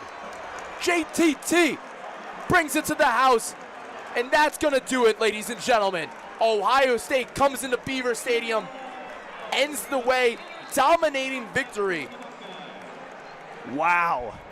And now the Penn State crowd is sitting down. They're on their feet, leaving as well. They have been completely stunned by Ohio State. 27 points, almost 28 now in this fourth quarter. It's just been a whole different tale, and it's just been phenomenal to see what this Ohio State offense is capable of doing. And this Ohio State defense as well. That time with the interception, they're clicking on all cylinders only here in the fourth quarter. JT Tuimoloau, the #1 player in the ESPN class of 2021, was highly recruited by Ohio State. Now he is here and had the biggest game of his life at Ohio State to silence Penn State, and is going to send Penn State packing, as this was a Big Ten East showdown to determine the Big Ten East champion possibly. That will now be decided on November 26th between Ohio State and Michigan. And just like we said, 2 different games for Ohio State, and it came down to the fourth quarter to really wake up, but 28 points for Ohio State. It's just kind of crazy to see what this offense is capable to do, being able to put up 3. And JT, man, a pick 6, he's got a sack, and he's got a tip pass as well, which eventually led to an interception. He's the player of the game. He's the player of the week. Come on, he's been phenomenal today, and Ohio State is going to walk away with a dominant victory eventually when they pulled away here in the fourth quarter. Isn't that fascinating how Ohio State has 44 points? And you know who's number 44 in Ohio State? JTT, MVP of the game for Ohio State. He has been nothing but short of excellence for the Buckeyes today on the defensive line. Fielding sends away the kick to Amari Evans, who fair catches it right in the end zone. And the ball will start at the 25-yard line. Many fans heading towards the exits right now in Beaver Stadium. The last touchdown before, I could understand sticking around, only down 2 scores at this point. Half the student section is starting to leave, and the other side around the stadium, the whole stripe that was initially here is starting to fade away. This is the momentum Ohio State needs as Clifford completes a pass to Tinsley for a gain of 8. Penn State going hurry-up offense now. 2:30 to go in this fourth quarter. And this has been James Franklin's issue ever since he's gotten here. He cannot beat top 10 teams, and he's going to be now 3-14 against top 10 teams in his career at Penn State. And the ball is tipped by Clifford. 3rd and 2 with 2:17 to go. Just a phenomenal showing for Ohio State today, and giving it to their defense as well. Of course, the offense stepped up big here in the fourth quarter, but their defense did a great job limiting Penn State, even though when they were really threatening. And of course, they have now forced 4 turnovers against this Penn State offense. Mayan Williams on the bench with a sling around his left arm. So that will be a big question mark for Ohio State, losing one of their primary backs. Clifford takes the ball and throws it over to Penn State's Harrison Wallace III. Completes the first down, but time is ticking, and the Buckeyes are up 20. And this looks like, ladies and gentlemen, the nail is on the coffin now with JTT's pick 6. Clifford has got all the time in the world, overthrows Wallace III.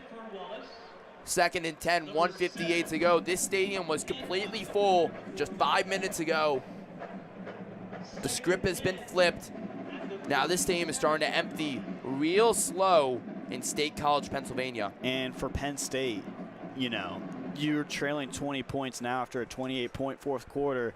They played a great game. They played a great game leading up to the fourth quarter. Their defense was sound. Their offense was able to keep up with Ohio State. Just too many quick mistakes in that fourth quarter really turned this whole game around. Clifford's got Lambert Smith, who escapes a couple tackles and now is in Penn State territory for the remaining Penn State fans that were cheering. And the hurry-up offense continues. And a great job there. Trying to get something going in terms of Lambert Smith. They want to try to be able to see if they can maybe create any opportunity, get some points on the board, make it look closer than it has been in this fourth quarter at least. Ohio State, what a fourth quarter by the Buckeyes. Up 20. Just like that. Multiple big plays, multiple big drives, and Ohio State's whole game has been changed. And Buckeyes up 20 to the 13th ranked Nittany Lions. Just again, another great day with Ohio State facing adversity.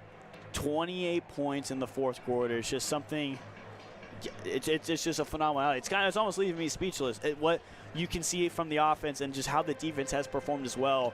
You know, we give all the credit to the offense scoring 21 points, but 4 turnovers have been forced against Sean Clifford today. And that's more points than Penn State's entire day on offense. Penn State, you're right, played a great 3 quarters, but they cannot close it out. So Ohio State outscored 31-10. They outscored the Nittany Lions in this half.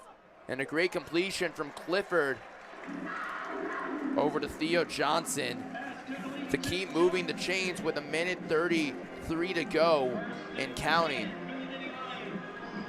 2 receivers to each side for Clifford. Allen in the backfield. Clifford motions, finds Allen, who goes out of bounds, but he's driving his way towards the 5-yard line.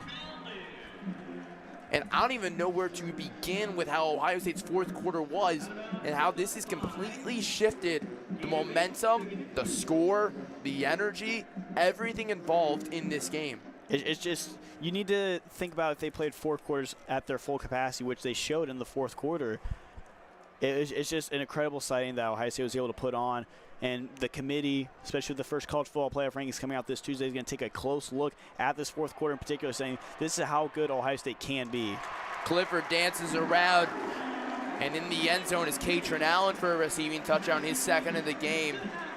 But that's not enough for Penn State to take a lead, as the fireworks just went off for Penn State for a touchdown. Now Buckeyes up 44-30 pending an extra point. And Ohio State's going to need to make a colossal mistake here if Penn State has any chance to come back in the game. Penn State will likely go for the onside kick here. Still with 2 timeouts. They have to get it or else this game will be over.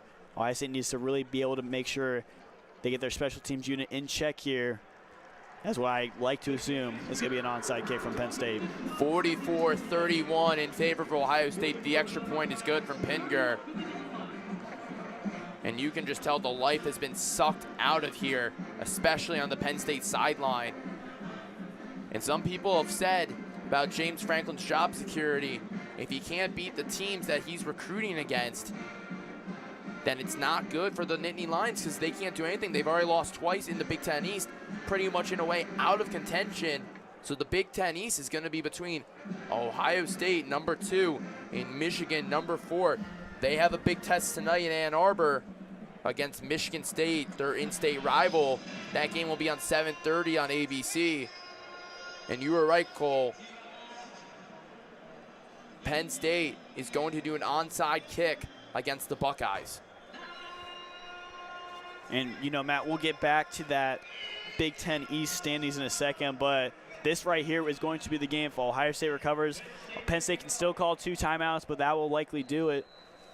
See how the special teams reacts here. Sander Sahayasak comes out as well as one of the kickers, trying to do a little trickery to see which kicker kick it. And Pinninger, as there was a fake, but the ball goes out of bounds. And that is the official nail in the coffin, as Ohio State's offense will come out with 1:12, can take 2 knees, and that will end it here in State College as Ohio State leads 44-31.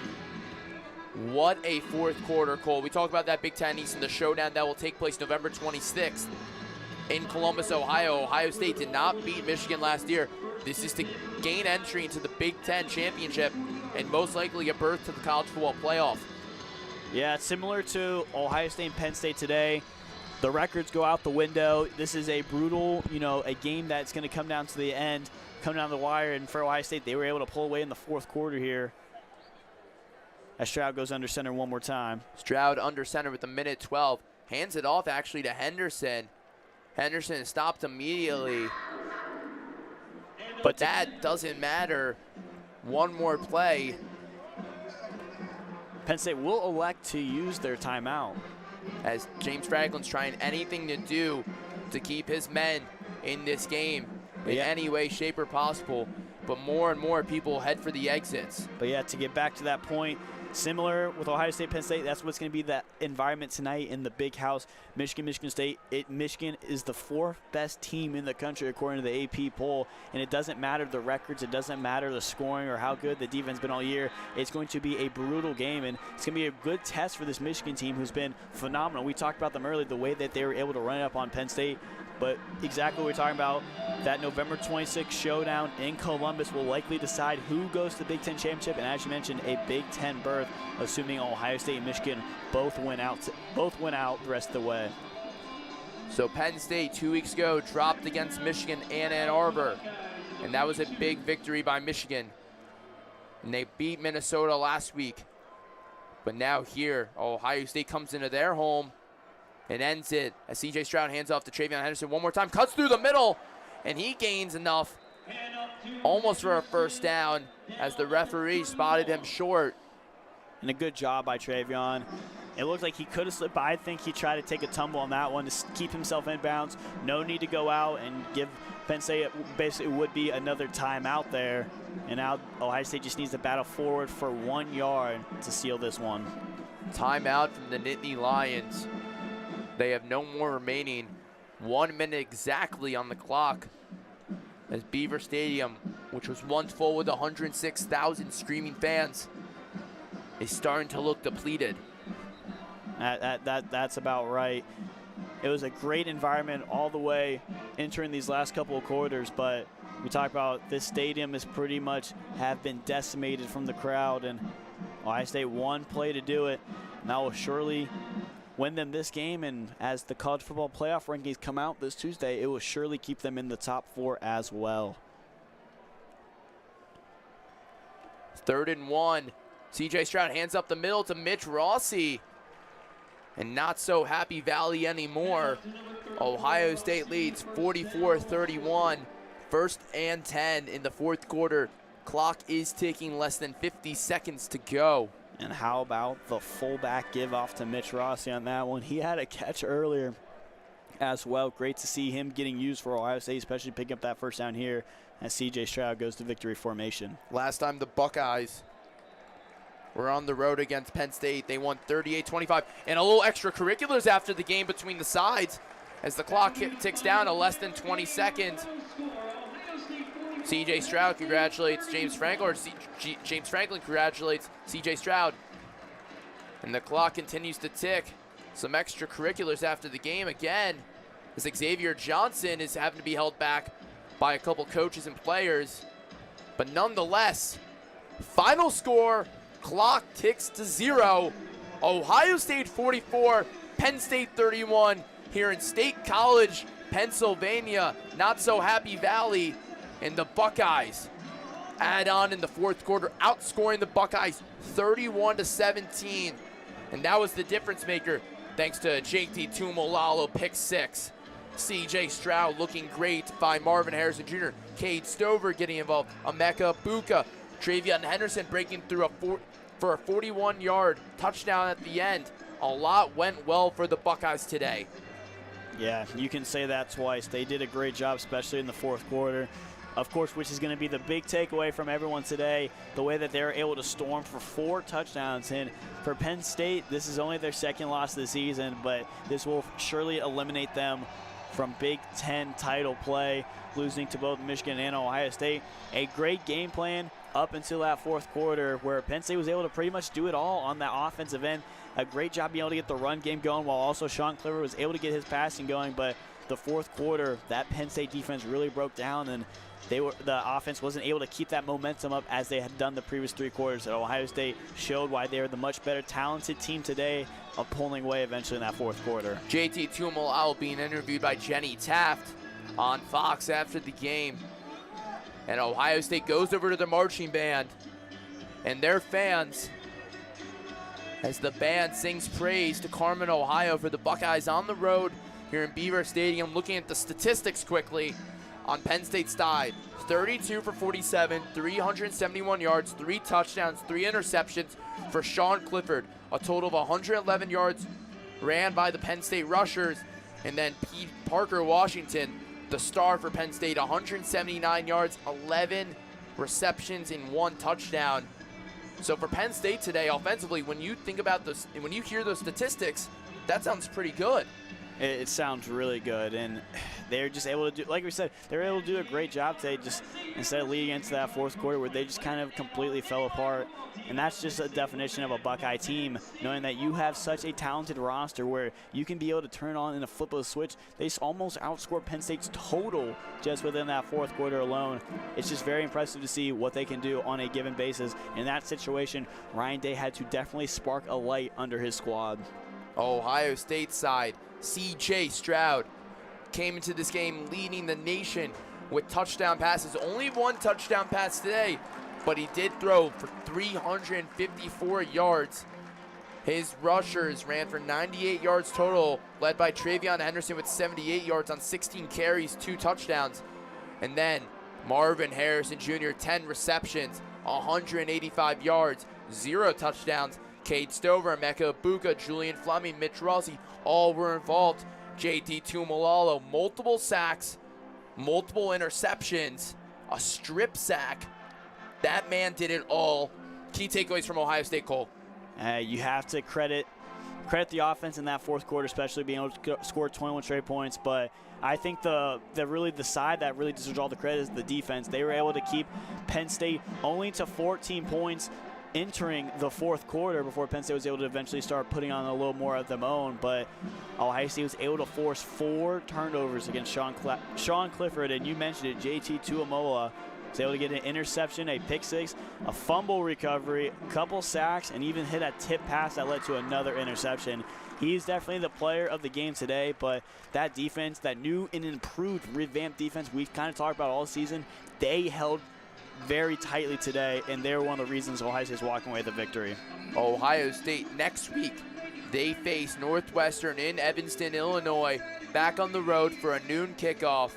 And Ohio State comes away moving to 7-0 on the season, remains first in the Big Ten East. Penn State drops to now 5-2. And for Ohio State, they're going to move on 44-31. Thanks to Caleb Spinner and Tyler Danburg. That was Kole Emplit. I'm Matt Goldman here on Scarlet and Gray Sports Radio. And have a nice night.